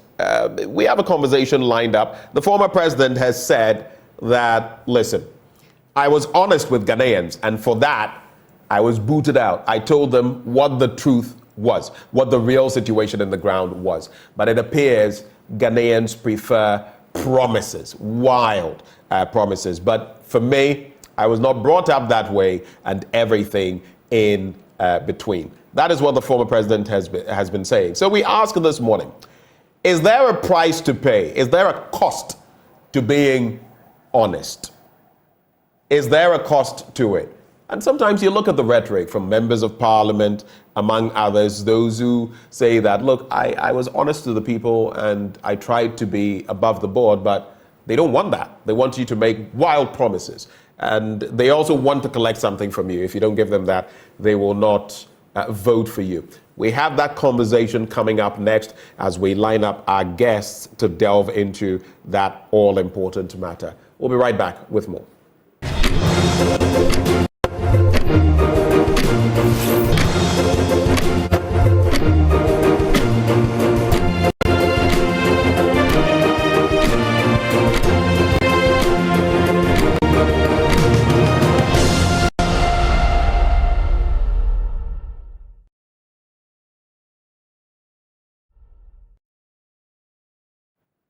Welcome back, and I did tell you that we're continuing the conversation with a focus on the flag bearer of the National Democratic Congress, John Dramani Mahama. We've spoken about what his tour has given us and some of what he said, but one thing he said that we want to pay attention to is this. If you are honest to Ghanaians, they may not take you seriously. They may take you for granted, and he feels that he was voted out of power because he was too honest to Ghanaians. And he says that is because of his upbringing. But what is the real deal? Is there a cost to being honest to the populace, the voting populace especially? We are going to dissect those issues with our guests. We have a number of them who will join the conversation as and when they can. But for now, for starters, we commence with Professor Ali Duseidu, Head Political Science Department at the University of Ghana. I don't know whether, okay, since you became professor, we've had one encounter, so I've congratulated you already. I was going to congratulate you, Prof, but well, I can still congratulate you. Thank you for joining the conversation. Thank you so much, sir. It's good to have you. It's good to have you. So let's talk about fundamentally, even moving away from Ghana, let's generalize it. Is it true that if you're super honest with the electorate, they may not take you seriously, or even worse, punish you because you're telling them of the strictures of the times? Thank you so much. I think in politics, as a discipline of study, as a discipline of practice or an art, people believe that it is not in all times that you have to be very honest about what is happening. Because some people wouldn't like the honesty, or some people want you to pretend that things are well, even if they are not well, so that you can win their hearts. But also, ardent supporters usually don't want to see their governments being criticized. So even where things are not going well and the leaders pretend that things are going well, it gives them the opportunity to defend. But honestly, when you move beyond that element of propaganda, I think it pays to be very honest with the people, because it is an insult to their intelligence to lie to them. What truth does is to vindicate you over time. When you lie, there are a lot of people who know that you are lying, and they believe that you are belittling their intelligence and you are insulting them, and time will come out, catch up with you. It's a matter of legacy. So what you are telling Ghanaians now, they are people who have been in that position 20 years ago, maybe 30 years ago, 20 years ago, 10 years ago, 8 years ago, 5 years ago, and they know that what you are saying is not true. But there are people who might not have been in that position politically, but have experience and expertise in that particular sector you are talking about, and know that you are lying to them. But there are other discerning Ghanaians who will be able to tell that what you are saying is not true. So it is always good to try to be honest, regardless of the cause, because that's what your administration and posterity will judge you for.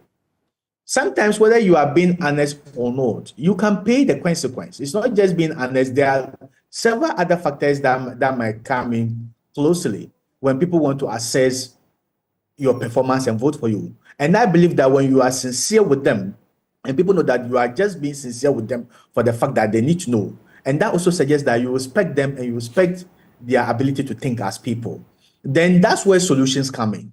But where you pretend that things are well, and everybody knows that things are not well, it may make some people very angry, and that could lead to your defeat. But over the years, when people remember your regime and your legacy and what you do, this is what they're going to remember about you. So I believe, in actual fact, it is good to be very honest and even pay the consequence, and posterity will judge you, than to lie and win elections, and people will always remember you for it.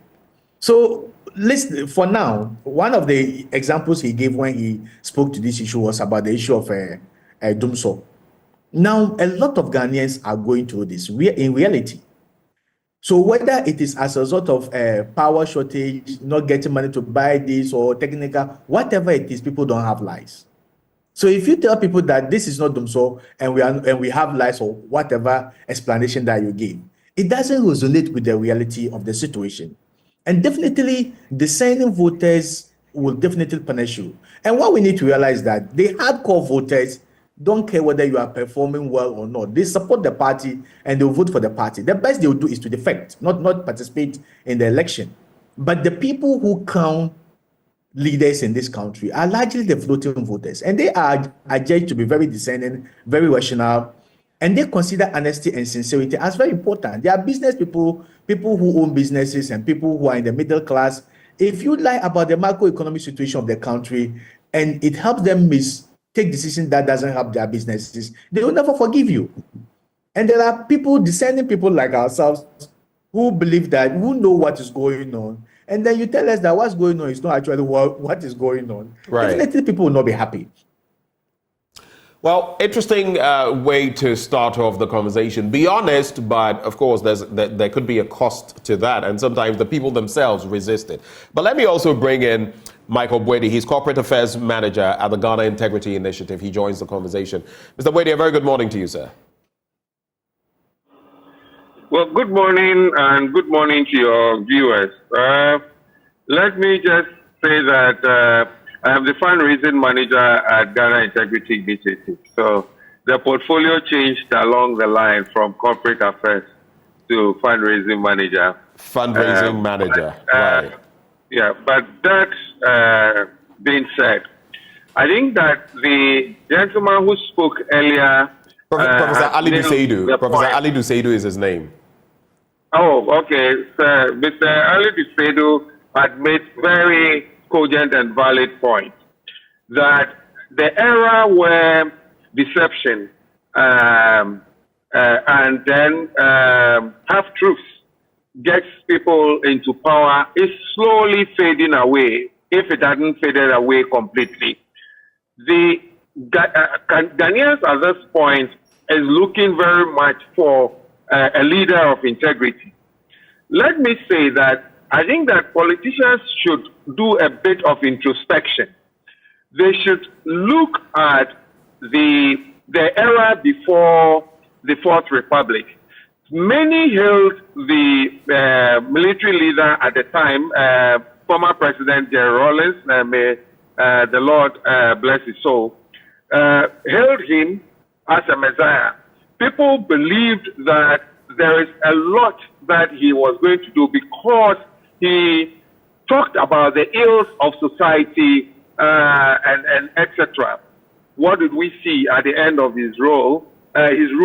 We didn't see that much of integrity and consistency with the promises that he made. Fast forward into the Fourth Republic. Practically every leader that we have had promised heaven. And in the end, they have, at least, let me say that they have just reproduced S to us.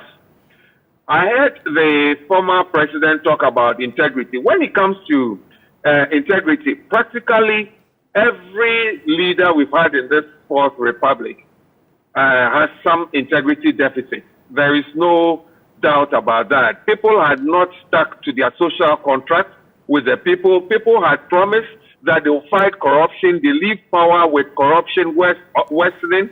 They have promised that they were going to do so many things and they had not delivered. So the issue about integrity stares in the face of every leader, and no leader in this Fourth Republic can pretend to be an angel when we are preaching integrity.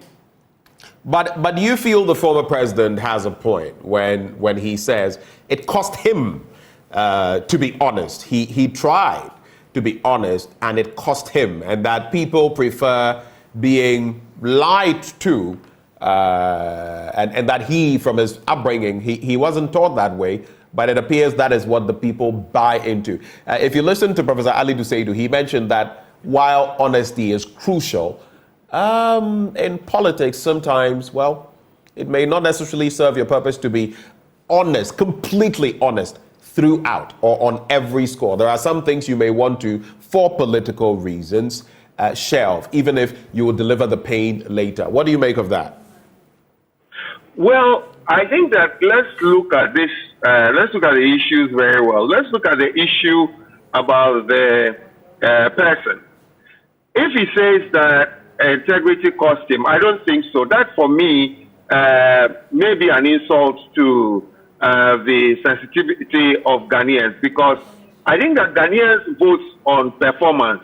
The consistency of your proclamation, with the performance, the delivery of what you promise or what you say you will do or what you did.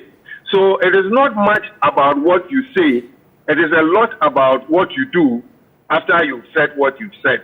And I believe that what cost the ex-president is not what he said necessarily, but I think it is what he did after he said what he has said.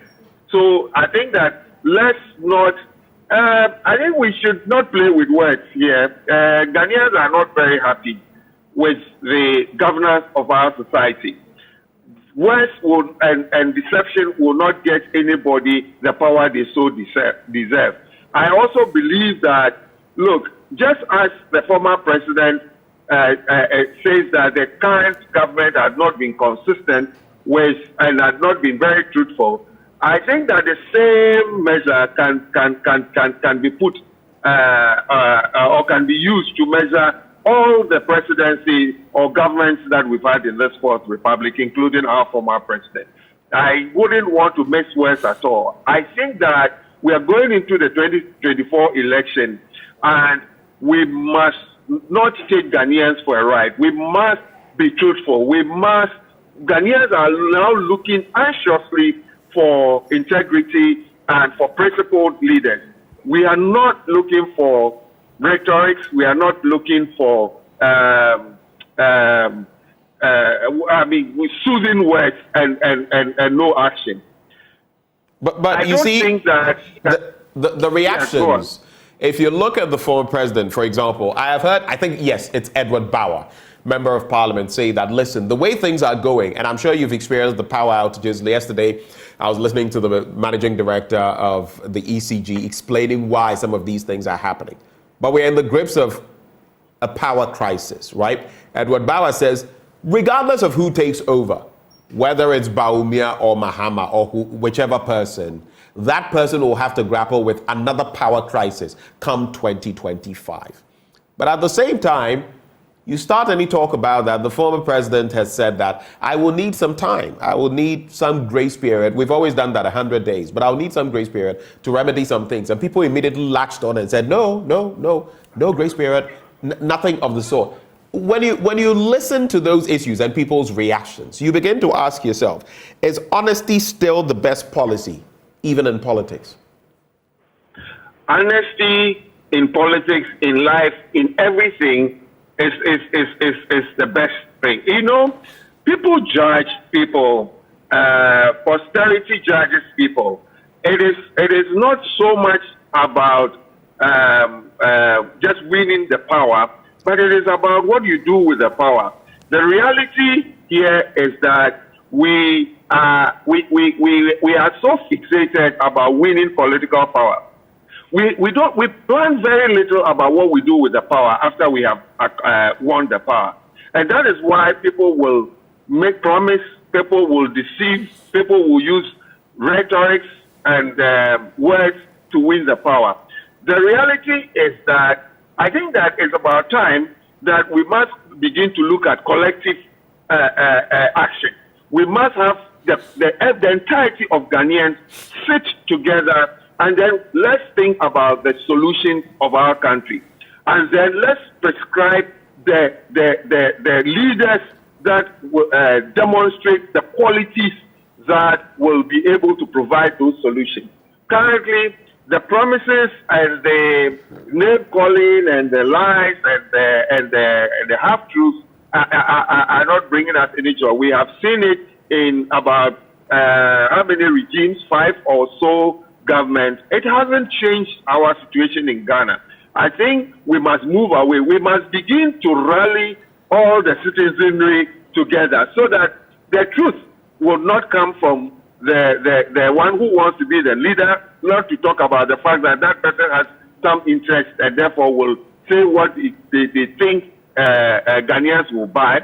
But the truth should come from the collective of Ghanaians.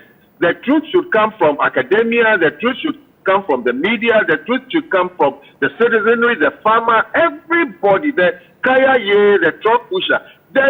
Our reality must be what we speak to.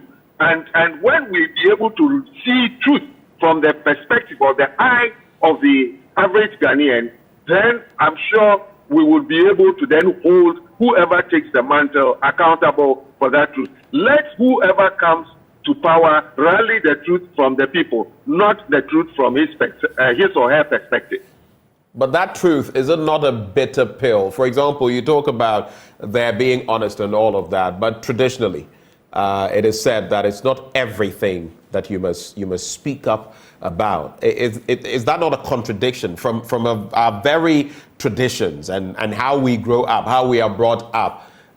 On one end, you may be told honesty is the best policy, but on the other end, kawanutum, and it's not everything you talk about. That is inculcated in you from the very start. So how do you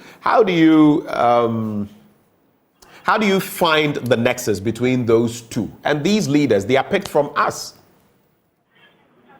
Well, I think that plausible deniability is not the same as managing information. You know, you manage information because you give out, communication is also situational. You give out information as at when it is required. That is not the same as denying the reality or the truth.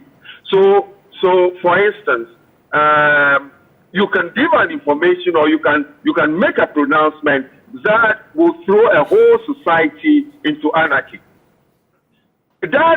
So in managing that information, it's not the same as lying about the information. You are just being sensitive to the situation. And that is what our upbringing teaches us. So, for instance, I cannot stand in front of a leader or an elder statesman or an elder in society and say, "Sir, you are lying." I can't do that. I mean, even though the person may be peddling is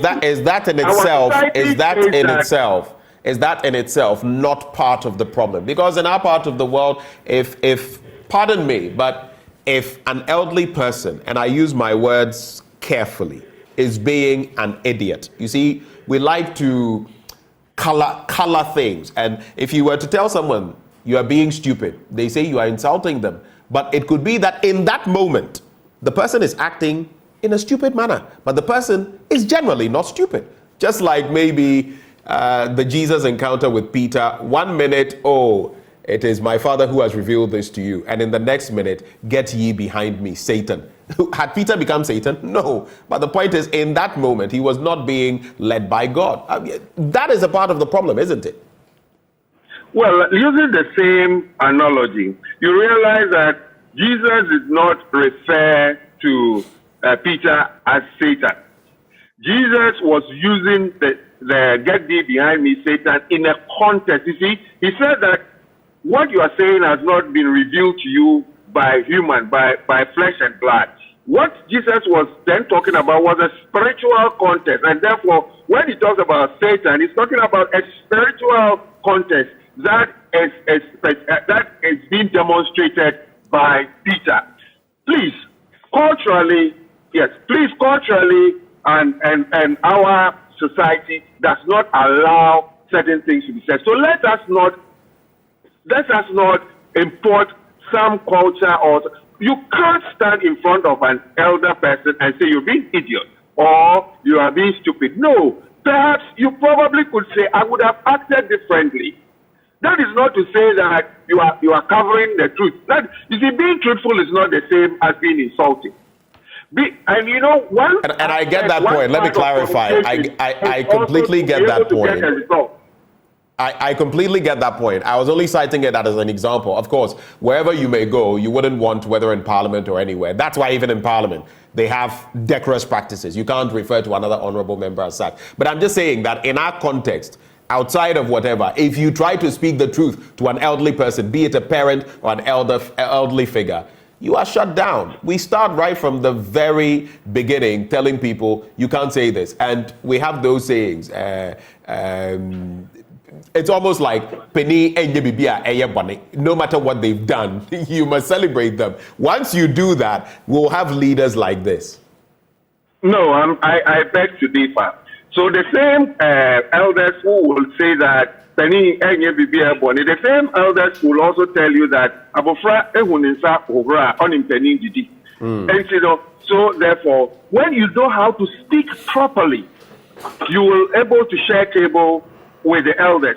That is to say that when you don't go and stand in front of an elder and insult the elder, but you could also, because you see, our society has their own checks and balances. They have their own way of presenting the truth. We have abandoned that, and we are imbibing certain things from certain cultures, and we are not prepared for it. So you don't look.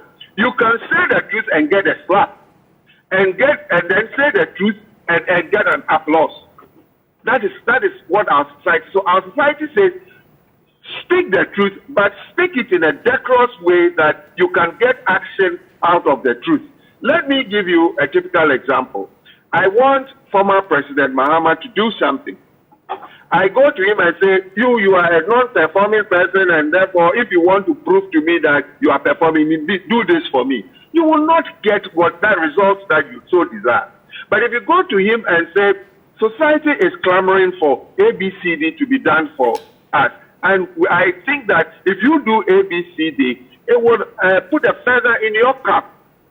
So would you please help us or do it for us? I'm sure the response from the second analogy will be more positive. What I am trying to say is that what we perceive as truth sometimes could be disrespectful, sometimes it would be uncultural, sometimes it could be an expression of arrogance.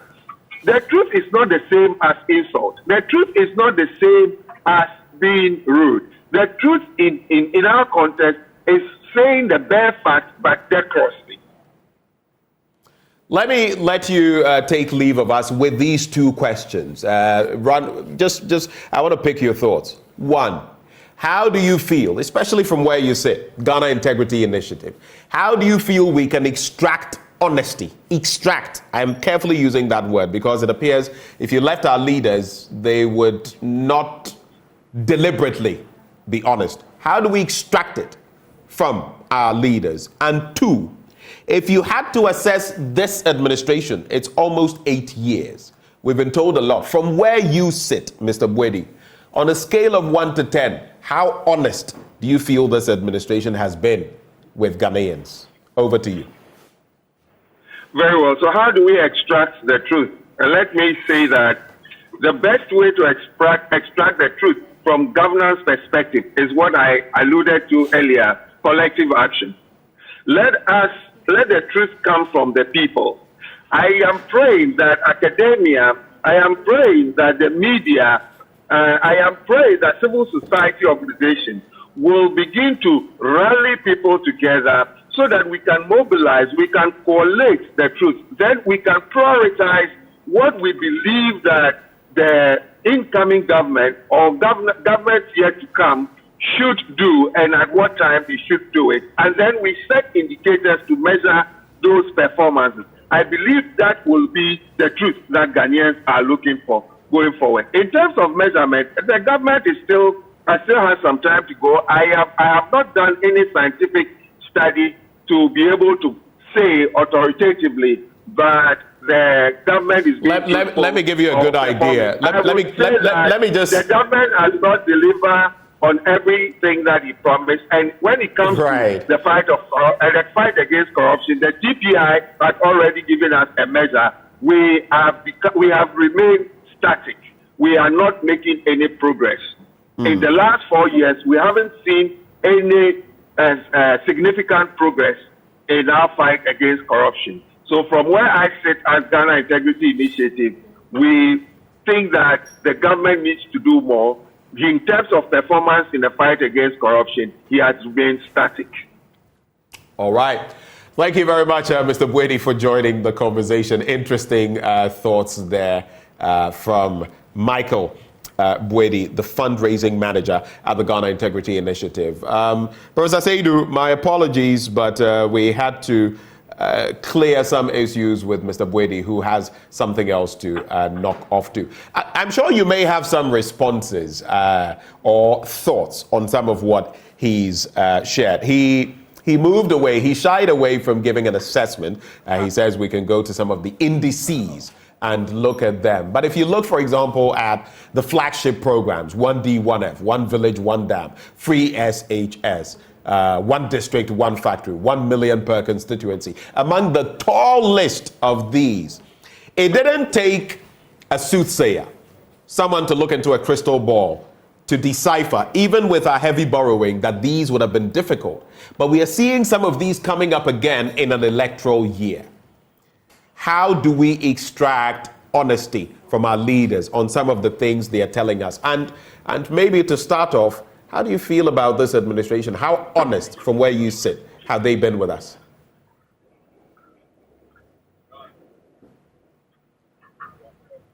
You would have to unmute. So okay, all right. I can hear you now. We need to I think to understand that we are human beings. Human being cannot be 100% perfect. We have our shortfalls, we have our weaknesses. So as part of the governance process, when you say you are going to do something, for example, free senior high policy, it's a remarkable policy. But as human institutions and as conditions and other variables may change, you may not get the desired results as initially anticipated. When people detect challenges with policy, just as every other policy, it is of significant importance to accept that, yes, we have made like 90% progress or 80% progress, but we are facing challenges on this 10 or 10% of the implementation. And that is basically what we're going to seek to address. So I remember recently, there was this Joy documentary, I think it's not even been aired, Empty Place. the Free Senior High Promise. When this teaser was released, I can't remember the designation of that particular person from the Ministry of Education. They went around the country and they said there's no problem and everything is fine. It's a media collusion against government. It would have been very straightforward for him to admit that, yes, we have done enough, but like every policy that we implement, there are challenges. And that's why there is policy evaluation and policy analysis to look at some of these challenges and to find ways to address it. When the next day, Joy FM in the Super Morning Show opened phone lines for parents who have their wards in secondary school to comment on this issue, people were very angry because they have kids at school who are facing this reality. So it's not a bad thing to admit that, yes, this policy have problems. And basically what we need to do moving forward is to be able to identify challenges and resources to address them. It's the same for the one district, one policy. It's the same for every other policy that we implement. And it's not just in the NPP government. Throughout history, policies have always faced challenges and setbacks because sometimes at the time you were formulating or thinking about that policy, there were a lot of factors that were right. But maybe moving towards implementation, the economic situation of the country may change. There may be global economic downturn. There may be other factors that will vary the anticipated planning for that particular policy. So it is part of honesty to admit that, yes, this is what we have done. These are the challenges. And this is how we intend to address those challenges. And Ghanaians can identify with you and be able to support you. But when you come more clearly and you deny it, it makes them look so stupid, especially people who have wars in schools or people who are direct beneficiaries of those particular policies. So I think in terms of the policies that you have mentioned, there are challenges with most of them, but that doesn't mean that the policies are not achieving the intended results. What we need to do as part of the evaluation process is to identify the gaps and be honest with Ghanaians that, yes, these are the gaps. And moving forward, we need your collective support to be able to get those issues addressed. And one thing we have to realize is that there's a whole concept of political culture and political socialization. If you're a parent at home and you have the habit of lying to your kids or your children about maybe even your financial situation or very important issues at home, the children, you may think they are just children, but sometimes they are able to tell that what dad or mom is saying is not true. But not just that, not just the realization, they may grow up to think that it is appropriate to lie in whatever you say. And they grow up with that particular political culture. So most of the dishonesty we have in the political system across the country is largely because people look up to duty bearers and see that duty bearers have not been sincerely or entirely honest with them. And they also think that, fine, if they think this is the way to govern, they're also going to play smart. And then we end up destroying the whole country. But where people, even in developed world that they have resources more than we do, and they have everything at their disposal, there are still policy challenges that they face. And politicians, in most cases, are always, to some extent, very honest with the people. And when you be honest with them, that's when you get the political buy-in and the support that you need to be able to surmount those challenges. Whichever way we look at it, look, whether you are being honest or not, you can never stay in power forever. And like my senior colleague said earlier, what people will judge your administration, or what posterity will judge your administration, is to the extent to which we're very sincere and honest with them. And that will forever remain your legacy. We teach politics in Ghana. We start from pre-independence to independence, and we assess every government. Whatever you do now, later years, children of this republic will study you and be able to say a lot of things, good or bad, about your administration. People will write it in books, people will write it, it will be documented in journal articles, and posterity will forever judge you and what you have done. So whichever way we look at it, there are consequences. But it is good to be very honest and face the consequence than to be very dishonest. It's better to be honest. Honesty is the best policy. But just looking at it generally, briefly, generally, are we being honest with this conversation itself? Because the dishonesty, it seeps down to maybe the children who are mingling among us today. How do we deal with those systemic issues? I know that is the broader conversation, but even as we accuse technocrats and politicians, how about us? They say when you point at someone with a finger, the rest point at you. How about the rest of us in society? The corruption will not be enabled if the rest of some of the people in our society were not also collaborators in corruption. How do you feel about that? I think there's this Michael Jackson song. I don't know the title, but it talks about the fact that if you want to make a change, look at yourself in the mirror and make a change. Yeah. So I think man in the mirror. Fantastic. I think it starts with all of us. At least there have been a lot of instances that most of us have been economical with the truth. Simple because we feel that people will judge us, or people who think we are not performing as leaders, or something just to cover your administration and make it look good, or just to cover your personal shortcomings and make yourself look good. So in actual fact, if you all realize that the truth will ever set you free and speak the truth, regardless of the consequence, is going to help you. Even if you look, when you lie, there's a consequence. Maybe you may benefit short term, but moving forward, you have to continuously lie to defend the first lie that you told. So I think that it has to start with each one of us who are demanding this accountability of our leaders, who are denying this honesty from our leaders, to start practically in our lives, to try to be honest. Because over the years, maybe our leaders realize that this is what they want. So even if you are not doing it, just say you are doing it, and then they will believe you, because maybe they are also like that. But when we begin to make to shine in our little corners that we occupy, and we make sure that we look at the whichever way we look at it, there will be consequence. But it's always good to be on the right path.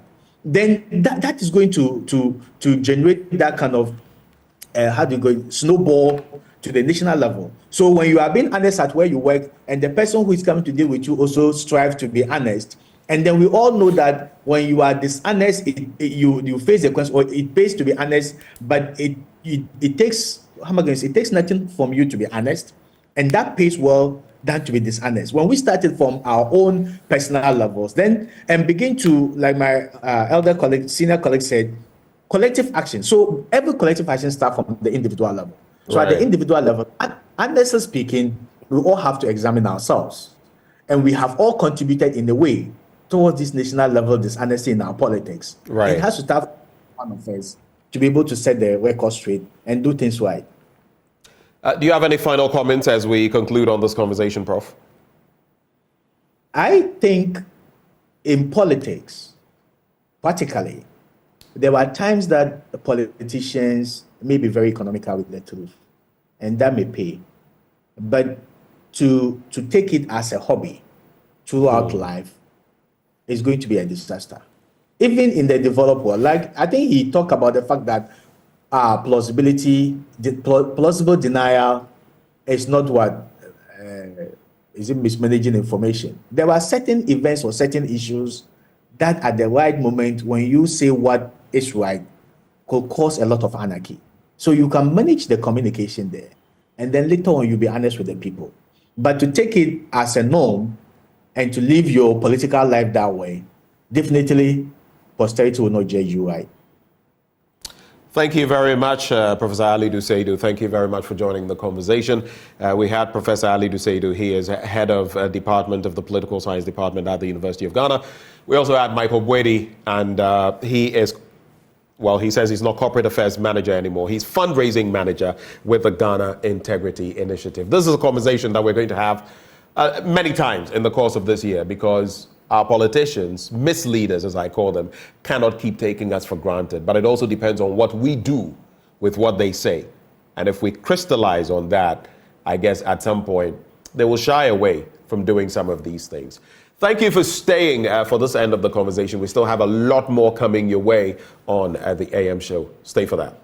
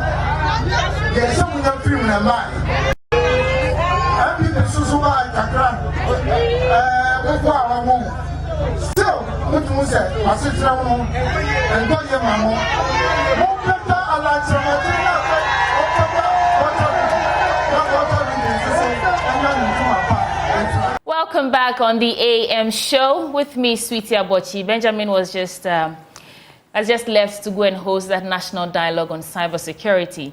But let's pivot a bit from the conversation of honesty in politics. We know that in a political discourse, the temptation to manipulate truth for political gains is very prevalent. I mean, too prevalent, I should say. But the onus falls on us as citizens and leaders to demand accountability, honesty from our leaders.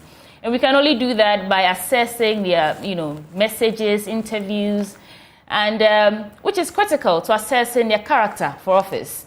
In the spirit of that, I'm joined in the studio by Courage Nobi, who speaks for Alan Tremantin, the Deputy Director of Communications for Alan Tremantin, to assess some of the things Alan Tremantin has been saying in a build-up to election 2024. Courage Nobi, thank you for joining us this morning. Thank you, Sweetie, for having me. It's a pleasure. You're a very pleasant person. So thank you. It feels very relaxed to be in your presence. Yeah, let's just keep it calm. Always good to be back to Joy Studios, Joy News Studios this morning. Yes. So you speak for Alan Tremantin. Absolutely. 100% now. Absolutely. No connection with the MPP? Ever since 25th September, when the Movement for Change was launched, okay. I've been a part and parcel of it all the way to today. No connection other than a former member of the National Communications Team of the NPP. So every reference to the NPP today remains former for me. Former member. Okay. Present is Alan Tremantin, the Movement for Change, and it will remain so. For a very long time to come. Because the movement has come to stay.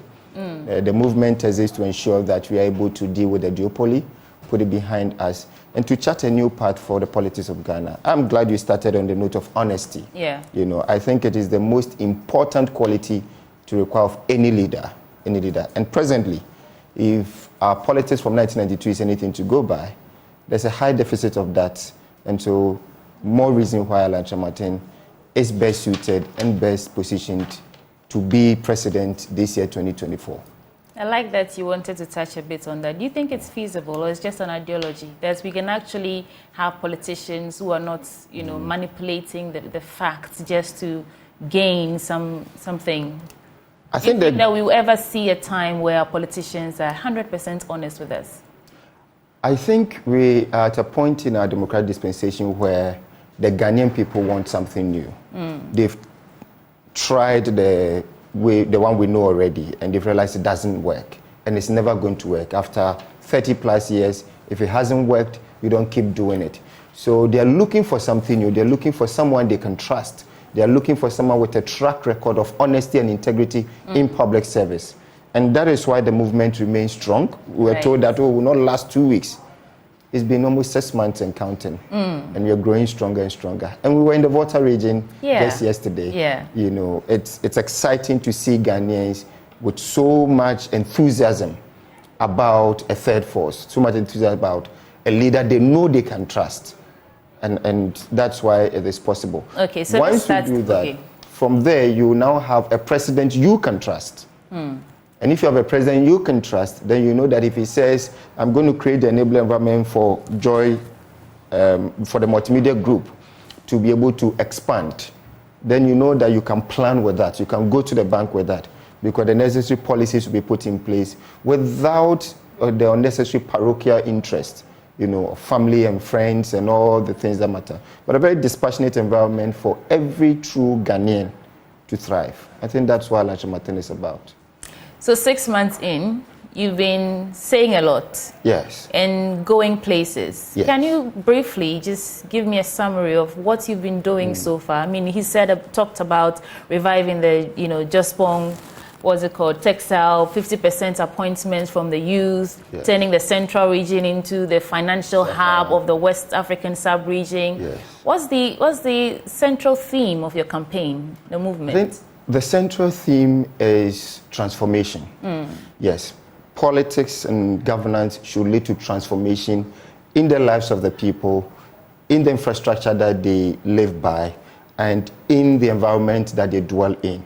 So to that, he has what he calls the Great Transformational Plan. He says, I've been in frontline politics for almost 40 years. In that period, I have learned some things, and I have gained some insight into the way our country is run. And so with all of that knowledge, this is the plan I'll use to develop this space and transform it into a modern state should I be given the opportunity. And it's a 6-cluster plan made up of 15 pillars. 15 pillars. The 6 clusters are the economic cluster, the governance cluster, we have the infrastructure cluster, the social services cluster. Then we have what we call behavioral and attitudinal change and constitutional reforms. So these are the broad areas that he has committed himself to make sure there is transformation. The first cluster, which is the economic cluster, is the one to which we had the National Economic Summit in 2nd of February last month.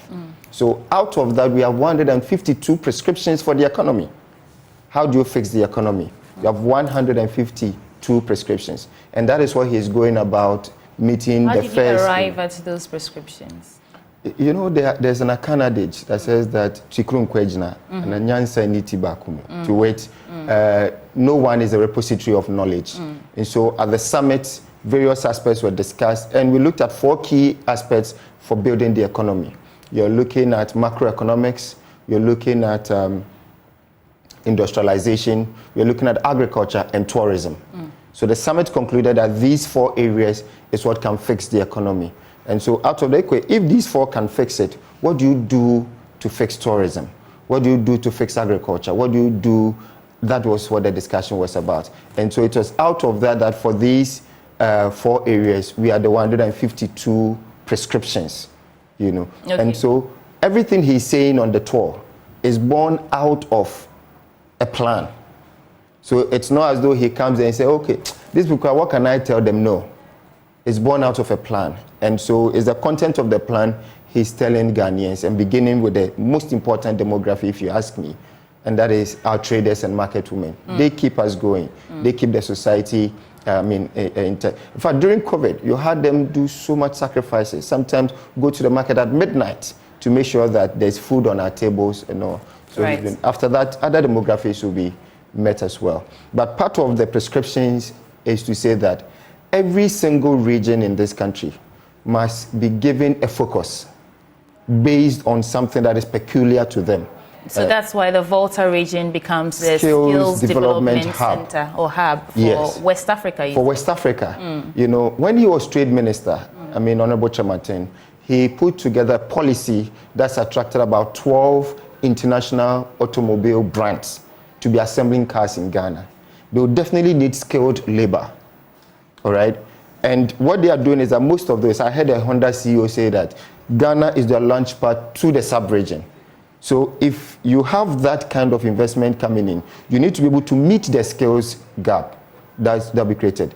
Which better place than the Volta region with that? Because the Volta region historically has been known to be a place of very skilled artisanal labor force. I mean, is it about farming implements? Is it about even shotguns? And, you know, some of it are very complex things. You find it, and this is also a place that loves education. You know, the Volta region has been noted for that. They may not be natural resource rich. You understand? So can we do something that develops the human resource to give them jobs, to give them access to be part? We do have natural resources, but in comparison to other spaces, exactly. So if you build the human resources, then even the little natural resource you have can be better harnessed. But again, the human resource can now become a major export of the Volta region. You know, and this is not to say that, oh, it will be only people of the Volta region who will be beneficiaries, but people that move from other places within the country and the sub-region to Volta region to be trained. Okay, let's stay there for a little bit more on the Volta region, transforming Volta region into the Skills Development Center. We know as part of your transformation. Now, we know that the skill gap keeps widening because of demand and supply discrepancies. How do you intend to actually do this? Okay. Because, again, we're talking about honesty in politics. And I think that the promise of improving skills that we churn out, skilled labor that we churn out, should move beyond rhetorics, especially when it comes to political campaigns and speeches. So how do you intend to actually turn the Volta region into the skills development hub center for West Africa? Okay. And why not maybe work with the ones we already have? We have a system in this country of every government comes into power and they want to abandon something that the previous government had started. There was a lot of talk about the Staglame housing project yesterday during the parliamentary, the Ministry of Vetting and all that. We know that there are some skill development initiatives and centers. I know of the Ashanti Gold Skills Development Center, something of the sort. Why do you want to start from scratch and build a new skills development center if you want to transform the economy quickly? Why? Honorable Lachimatin understands that the interventionist approach that we've had over the years has not been helpful. And we all can attest to that. So you definitely need a new approach. But that new approach must also embrace what is existing. So for example, there's an airport at Ho. How do we get the airport to attract traffic? If we do not take deliberate investment there, that will make it necessary for people to move to the region. All right? So in that plan, the whole airport is factored. So if there's skills center, development center for the sub-region, people will need to move there. Okay? In moving there, there's road transport that's being worked on. So you develop a road, but you also develop your freight, your air transport, such that there'll be so many people going into the region that Africa World, for example, will now find the need to put a plane on that route. You know, there is a technical institute at Ho as well. All right, can we put deliberate infrastructure there, deliberate machinery there for training? So that is what we are talking about. We are talking about a program that connects to the various aspects of the region. In that skills training would be something as very important as skills training even for tourism. The Volta region is rich with a lot of tourism centers. How do we incorporate that into it such that the place is so properly positioned with skilled human resources to make people want to come there and come again? So it's a very robust, all-inclusive strategy that we are looking at.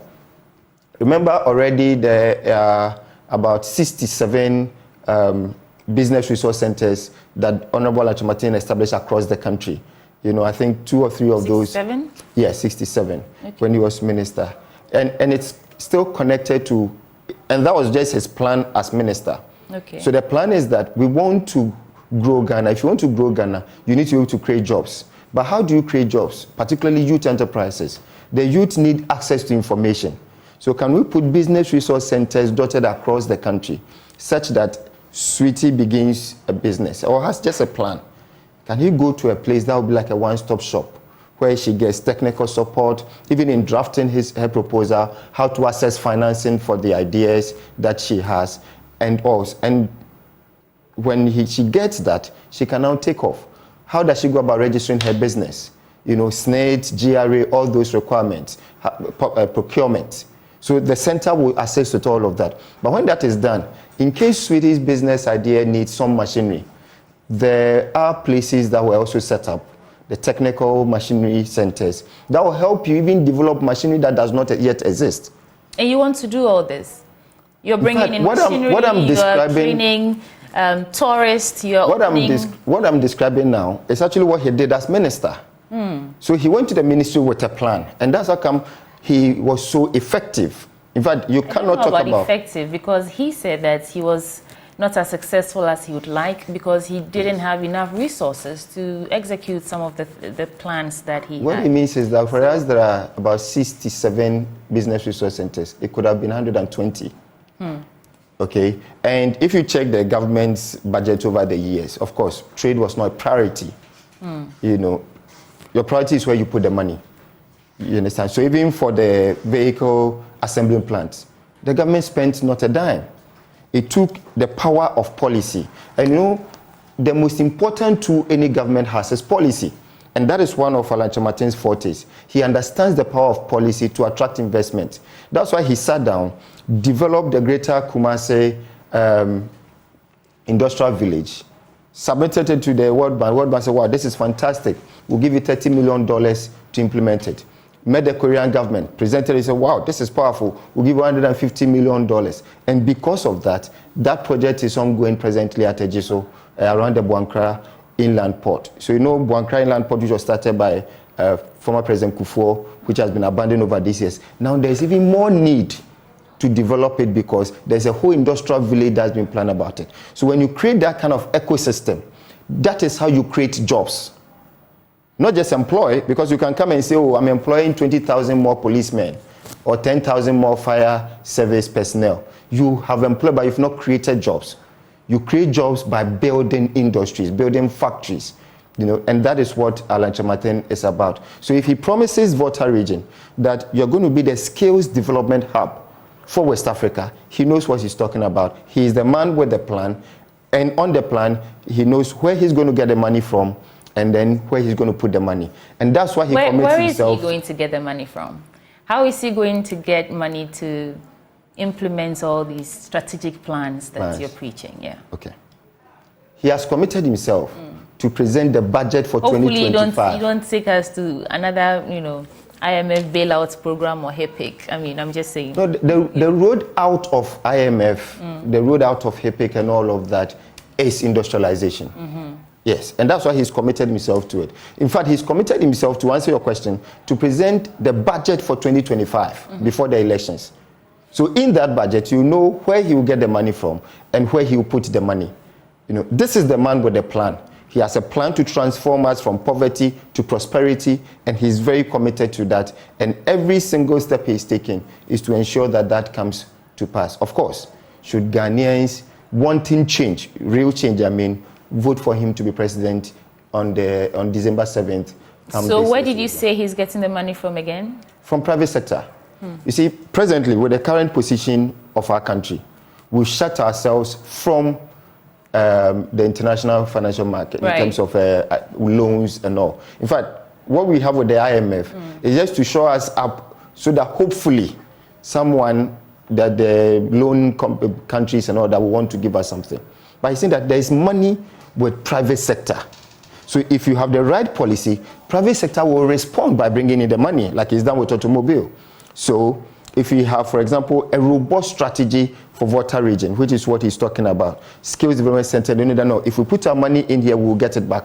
They will come in with the money. You know, that is what he's talking about. And that's the only sustainable way forward. We cannot continue to borrow ourselves into debt and then borrow this economy into comatose like we find ourselves now. That has been the approach since 92. Much longer, but in the Fourth Republic since 92. And that's why I say, even for infrastructure development, government develops the plan. Are you aware that presently as we sit here, there are no two regional capitals connected by a dual carriage express road?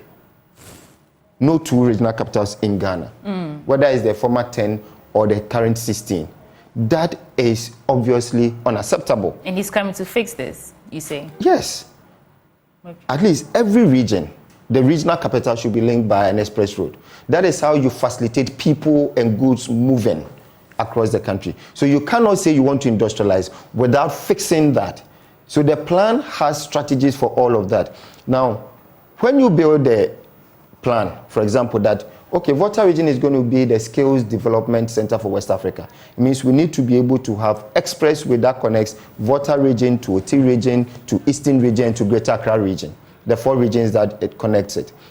In building that infrastructure, we need to look at freight, we need to look at roads, and we need to look at river transport. Okay. All 3. Okay. So build that. But how do you get that done? Government doesn't have the money. Put together the plan and let the private sector know how they can make profit from this business. You present it to them. When the private contractor comes, say, okay, I want to take on the Volta OT stretch of, say, 50 kilometers. We want dual carriage with 2 service lanes, and also that's 4 lanes, 2 going and coming. If you have that and he says, okay, I want to do that, the plan would have made him aware that in 15 years, he can recoup the investment that he'll be putting in with profit. Why? Because he can now tow that road to make money. And that's what the strategy is. Now, he, as a private engineer or the private businessman, will have to go to the capital market to raise the funds. So now that debt is not on government. It sounds good on paper. It sounds really good the way you're saying it. But let's move on. You talked briefly about economy and, transforming Volta region into a skills development hub. And then you talked about infrastructure, linking regional capitals and all that. What is the plan for governance? For governance? Yeah. Okay. What is your big idea for governance? The big idea for governance is that you need to have a very small government. And a very efficient one as such. So he's committed to say that what?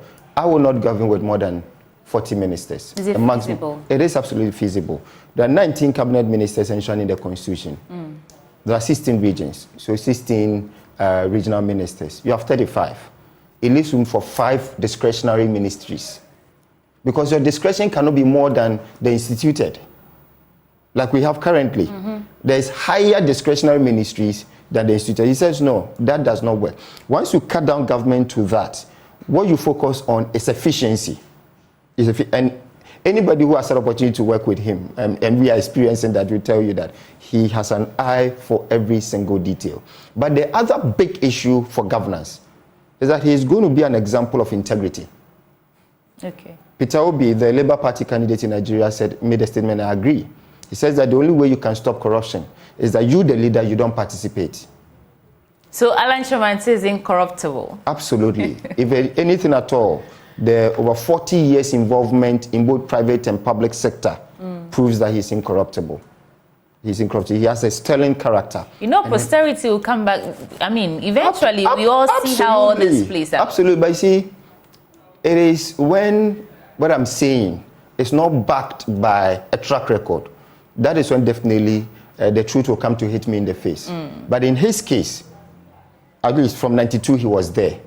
He served under President Kufuor, he served under this government, and he continues to serve internationally and all. And not a single, either government official or even a private businessman dealing with him can ever speak. And he's put a challenge out there. And I will sit on, this is a huge platform. So that if anybody has any shred of evidence that suggests that Alan Shamanti is corrupt, they should come and put it out there. What do you think is the implication of, this level of dishonesty that we experience in governance to the foundations of our democracy? Because you're saying that he's coming in to do something different. He's coming in as someone who's incorruptible, to be honest, and serve with integrity. What do you think is happening to the very foundation of our democracy? Because of the dishonesty that we experience? Yes, what you have is an impoverished people. Albeit with our resource richness, with rich human resources, what you have is stifling of destinies.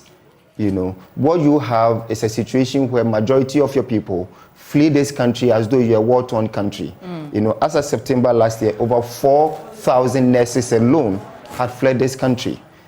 What you have is a country that continues to wallow in poverty, albeit all the statistics and all that we're told about.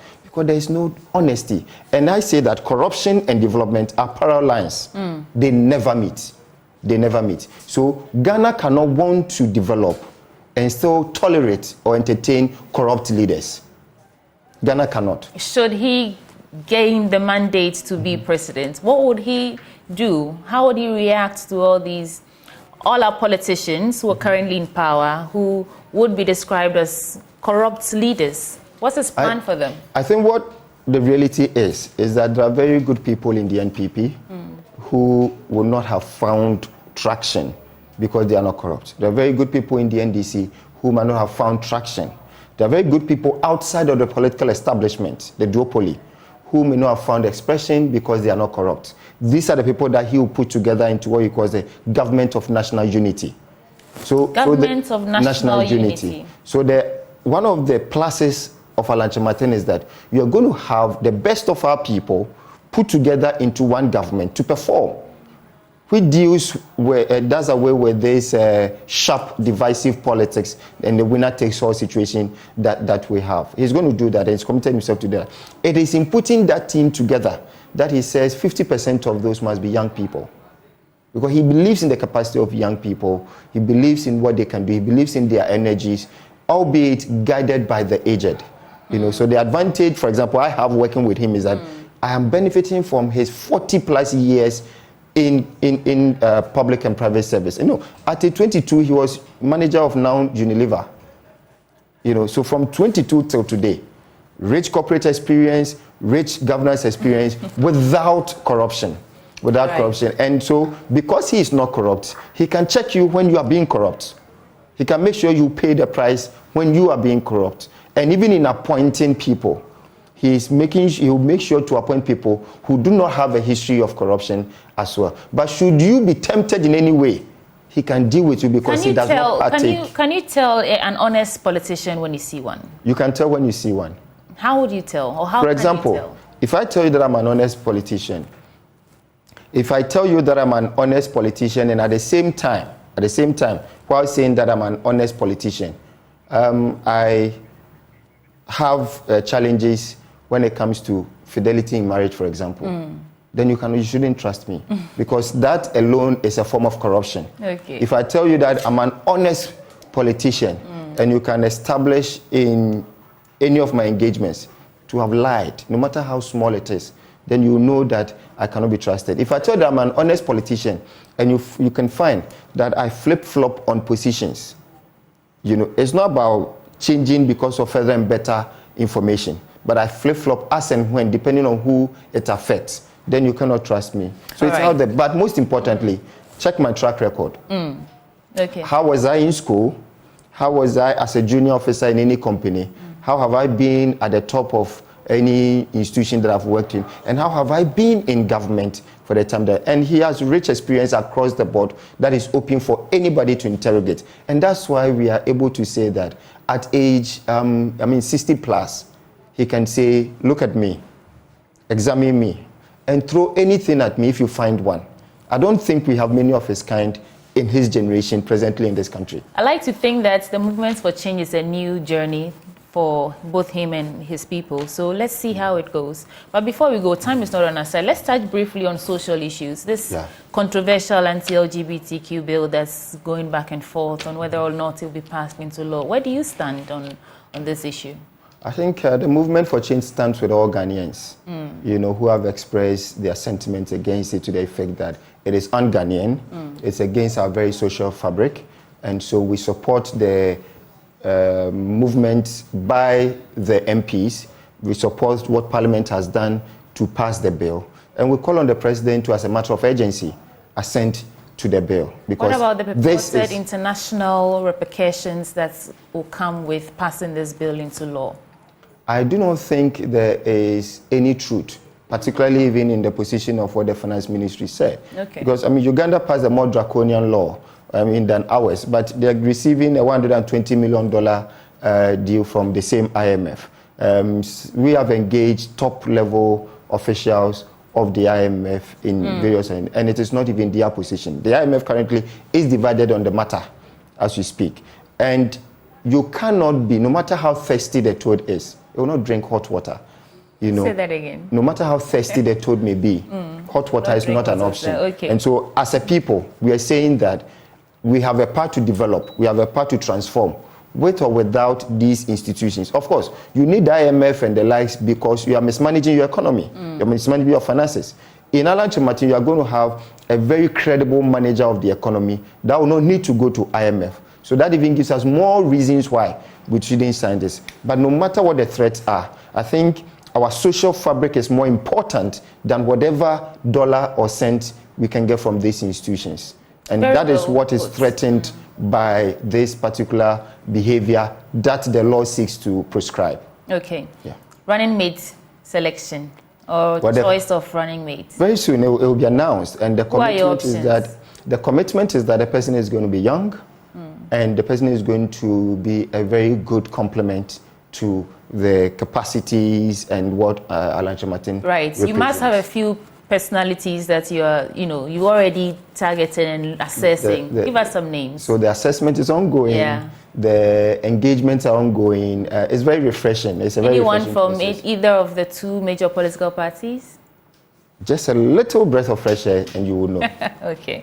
Thank you so much, Courage Nobi, who is the Deputy Director of Communications for Alanche Martin's movement for Butterfly Movement or Movement for Change. Why do they call it Butterfly Movement? Because that's our symbol. You know, the butterfly represents transformation. Yeah. You know, into a beautiful thing. Okay. And that is what, and the change we are talking about is a change from the establishment. Right. From both MPP and NDC, who are very much like Siamese twins. They look much alike. Right. Thank you so much for joining us. But there's still more to come on the AM show after this. Please stay with us.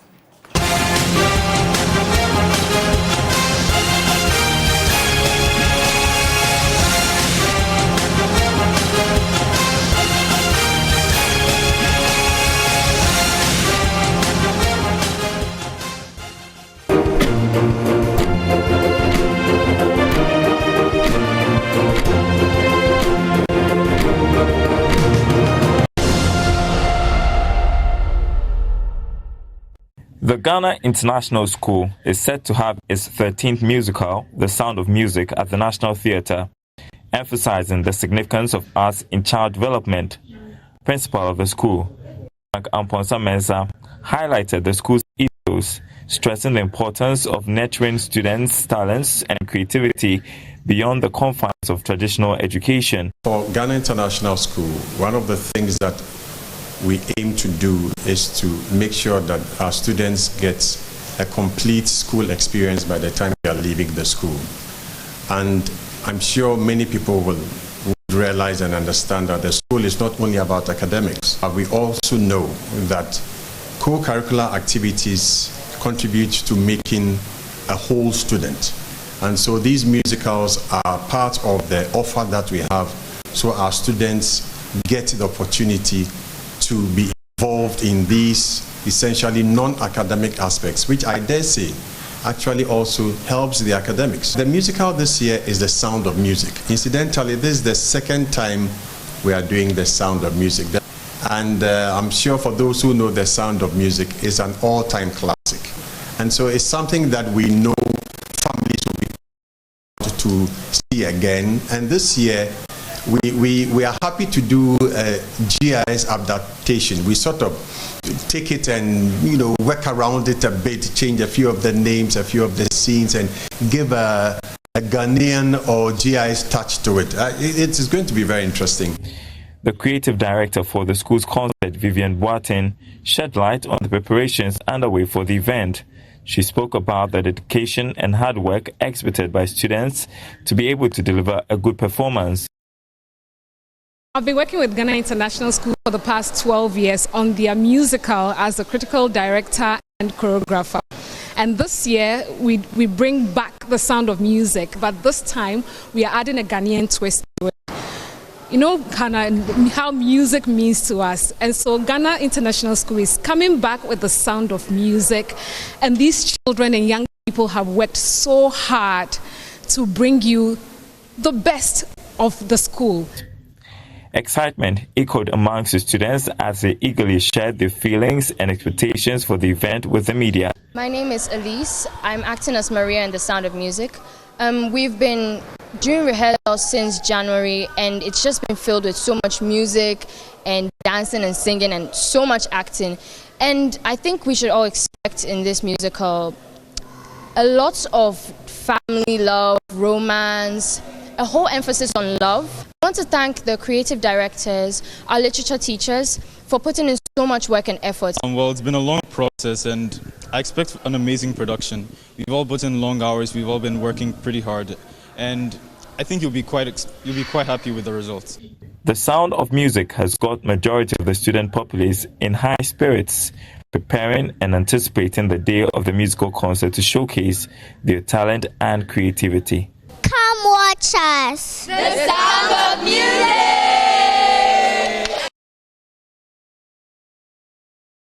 Come watch us, The Sounds of Music, indeed. Now let's talk about GIS and their musical adaptation set to take off on March 19th. Both, I have two students in the studio with me from GIS, looking very good, smiling. Joshua and Anampra, right? Anpra and Joshua. Good morning to you both. Welcome to the AM show. Thank you. Good morning. Good morning. So tell me a little bit about this musical adaptation. This is the 13th time you're doing it. It is. And you do it every year? Every other year. Every other year. Tell me a little bit about it. Why do you do these musical adaptations? Well, I feel like in GIS, we don't want to only promote academics, but also creative arts. So we do it to allow students to experience their creative prowess, to allow them to, in case they want to delve into performance arts, acting, singing, dancing. So we do that to not only add on to their academic work as well. Is there a reserve of a department in the school, or it's the entire school that comes together to stage the plays? It's mainly the literature department and the music department, but all students are welcome. Okay. Except examination students. So you're an examination student? No, that's why you're playing roles in this stage play. Which role are you playing? I'm playing Maria. Maria, and I play Captain Bahu. So in the original play, his name was Captain Von Trapp, but we're making it more Ghanaian. So we're making his name Captain Bahu. It's an Ewe name. Okay. What's the original play? What's the title of the original play? The Sound of Music. Oh, the title is The Sound of Music. Which other plays have you staged over the years? Do you remember? Well, we've staged Serafina. We've done The Prince of Egypt. Aida, Les Miserables. Just our last play was Death and the King's Horseman. We've done In the Heights. So we've done a lot from not just Western, but also African as well. Give me a brief insight into the character of Maria. Okay, so she's a woman, an orphan, who's aspiring to be a nun. She lives in an abbey, and she's sent to govern a family of 7 children. And basically, a governess is like a nanny, a help in the house. So she's very musical, she's very happy, she's very bright. So when she goes in there, she brings back love and light into Captain Bahu's family. Oh, okay. And Captain Bahu, who is Captain Bahu? Well, he's a former armed forces captain. His wife died, and now Maria is coming into his life to take care of his children for him. But over time, they start to warm up to each other, and eventually, you'll see what happens when you come to watch the play. Yeah. How has it been? Is it a challenge for you playing Maria and Captain Bahu, or are you just having a blast? It's not bad, honestly. I feel like playing Maria has taught me to be happy, be free, and always bring light into other people's lives. It hasn't been too much of a challenge because she's a very likable person. Okay. Yeah. How different is Captain Bahu's character from you, your personality? Well, Captain Bahu is a very strict individual, especially for most of the play, and he's a more militaristic person. I generally like to be more, not free like Maria, but not strict like liberal, Captain Bahu. take it easy, not as, uptight as Captain Bahu, right? So if we are coming to see you on the 19th of March, what are some of the things we should expect, aside seeing the two of you play couple? You should expect a lot of classics, because the musical is a classic. A lot of singing, a lot of dancing, a lot of character development. So yeah, it's really going to be amazing. What about you, Captain Bahu? Well, you should expect to see an amazing play. There's a lot of dancing, perfect choreography. There's lots of tension between the characters, lots of drama. You'll love it. Any particular people you'd like to say thank you to for helping you get here? Yes, definitely. Please go ahead. So, would you like to start with our sponsors? Well, our sponsors, we'd like to thank Joy FM, of course. We'd like to thank Atlantic Catering Services. We'd like to thank Sun Lodge Hotel. And for the people that helped us to create this musical, we'd like to thank the whole literature department, all the teachers there, the music department, and the students as well. We also have student directors, and we will have external directors who come. Okay. They really put the life into the musical. The choreography, the dances, the actions, even without lines and words. So yeah, and also the students who come to play the show. Okay. Characters. Thank you. Now let's get into the actual details of the play. So when is it, where is it, and how do we get tickets if there are any? Okay, please, so it's on the 19th and the 20th of this month. 2 days? 2 days, yes. Okay. So if you're not able to make it on the premiere, there's always the second day where you can watch it. Right. It's from 4 p.m. to 6 p.m. On both days. On both days. Yes. Okay. And it's at the National Theatre. Tickets are 100 cedis for students under 18 and 120 cedis for adults. How do we get the tickets, Captain Beho? Well, you can buy the tickets from at the National Theatre. Okay. You can, so like she said before, 100 CDs for students under 18, 120 for adults. Okay, so you can get a ticket when you come to the venue, the National Theatre, on both days. Yes, and you can also get it at the GIS Welcome Center. Okay, all right. Any final words before we wrap this up? Well, please remember to come watch our show. Yeah. You're going to love it. It's going to be amazing. There's a lot of action, drama, tension. Best musical you will ever see. Yes, and come in your numbers. Bring your parents, your neighbors, everyone.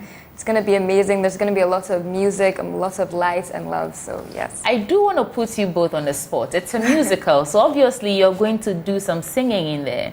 Just give me a little teaser, please. I like how you both just turned to look at each other. Yeah, this is Maria and Captain Beho in action. Just a little teaser to build up anticipation and excitement for those of us coming to watch you. Should we do nothing? Yeah. Okay. Nothing comes from nothing. Nothing ever could. So somewhere in my youth or childhood, I must have done something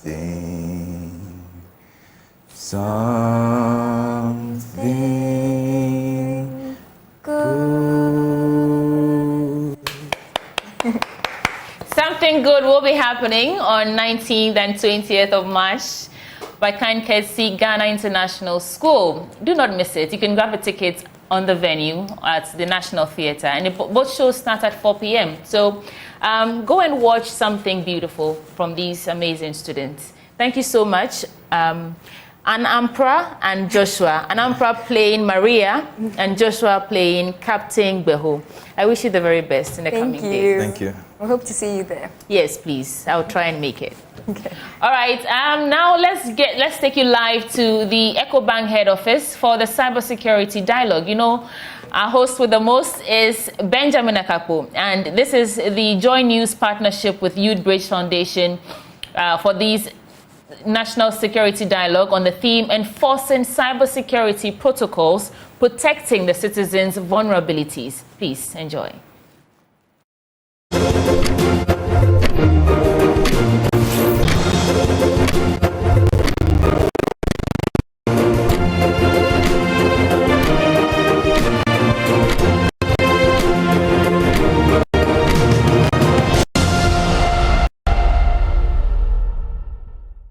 I'll be entering this magnificent facility. This is the Gyamadudu Museum. It is yet to be completed, but when it is finally completed, it's going to accommodate the history, the sad history of slavery. Aside that, it will show artifacts of the liberation role of our local and international heroes. On the outskirts of the Himan Township In the serene village of Gyamadudu sits a carefully curated facility chronicling the powerful triumph of the independence movement of Ghana. The Gyamadudu Museum, located on a 10-acre land, comprises 9 interlinked domes accommodating a compartment for galleries, cultural exhibition collections, and artifacts that reflect the history of the Atlantic slave trade. The facility, under the care and management of Heman Hene Nana Apeu Wiafe Abebu, contains serene vegetation to exhibit featured artifacts, artworks, and interactive displays. It has spaces for statues and images of Ashanti kings and queen mothers, including the occupants of the Golden Stool, the Ashanti Hene Otumfuo Osei Tutu II, Nana Nyako Kusi Amoa, the first Ashanti Hema Otumfuo Opoku Ware II, and the brave warrior of the Ashantis, Ya Asantewa of Ejoso. Samuel Atafrimpong is the designer of the cultural artifacts and the caretaker of the museum.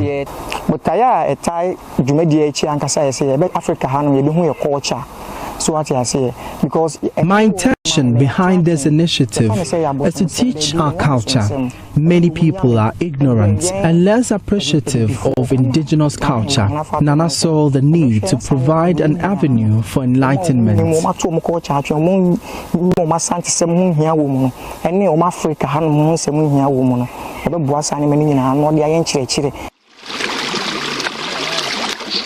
We are currently heading to the Anyinasu River. The Anyinasu River is an auxiliary feature of the Gyamadudu Museum. What we understand is that this is an ancient river that contains a deity which provides the heartfelt request of the people who seek it. Ago! Okay.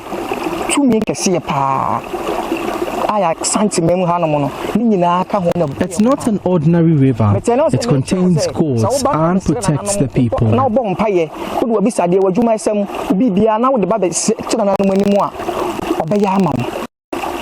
Gyamadudu Museum has an overwhelming package of Ashanti tradition. This particular place features a shrine. A set-up shrine which was done, decoration, everything was done by the gentleman behind me, Mr. Ates. It is supposed to give off the Ashanti traditional shrine houses that were there in the olden days. The Kwabre Heman Township is believed to have served as the transporting route for slaves during the transatlantic slave trade between the 1700s and 1800s in Ghana.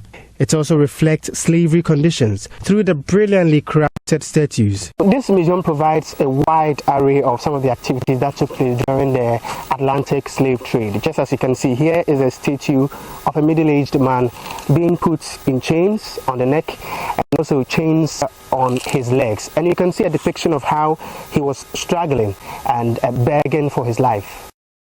Samuel Atafrimpong has a depiction of the untold narrative. When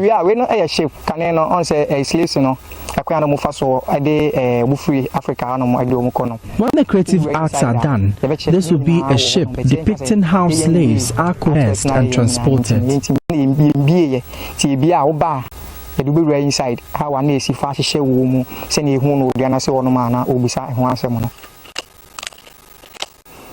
This particular creative structure represents a graveyard. What we have been told is that Kwabre Heman was a root plantation of slaves, and these 13 graves that we see represent the 13 Europeans that were killed in the fights between slave masters and the people of Kwabre Heman.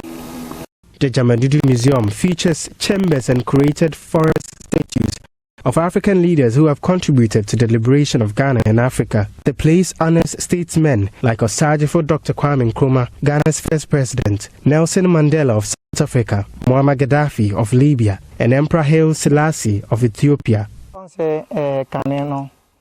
least 1,500 African Americans have moved to Ghana since 2019 after government's campaign of Year of Return. At the Gyamadudu Museum, a special place has been dedicated to diasporans who wish to reconnect with their ancestry in the afterlife. Just as you can see behind me, Reynard V. Hall has been buried here alongside one other here at Heman Ancestral Memorial Garden.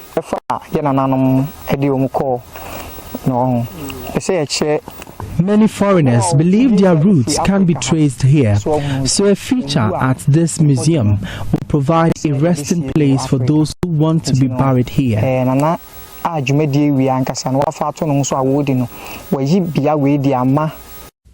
To the youth in the area, the creative monument represents a golden opportunity to boost the local economy and tourism in Kwabre Heman Township. Samuel Atafrempong says the museum will play a vital role in the economic development upon its completion. Any Utah, a crew in Krobia, Torres, and now say, Biabiwa, a nipa epukosheno, or every place that happens a tourist facility, the economic activities within the town will improve. Nana will employ the youth in managing this place.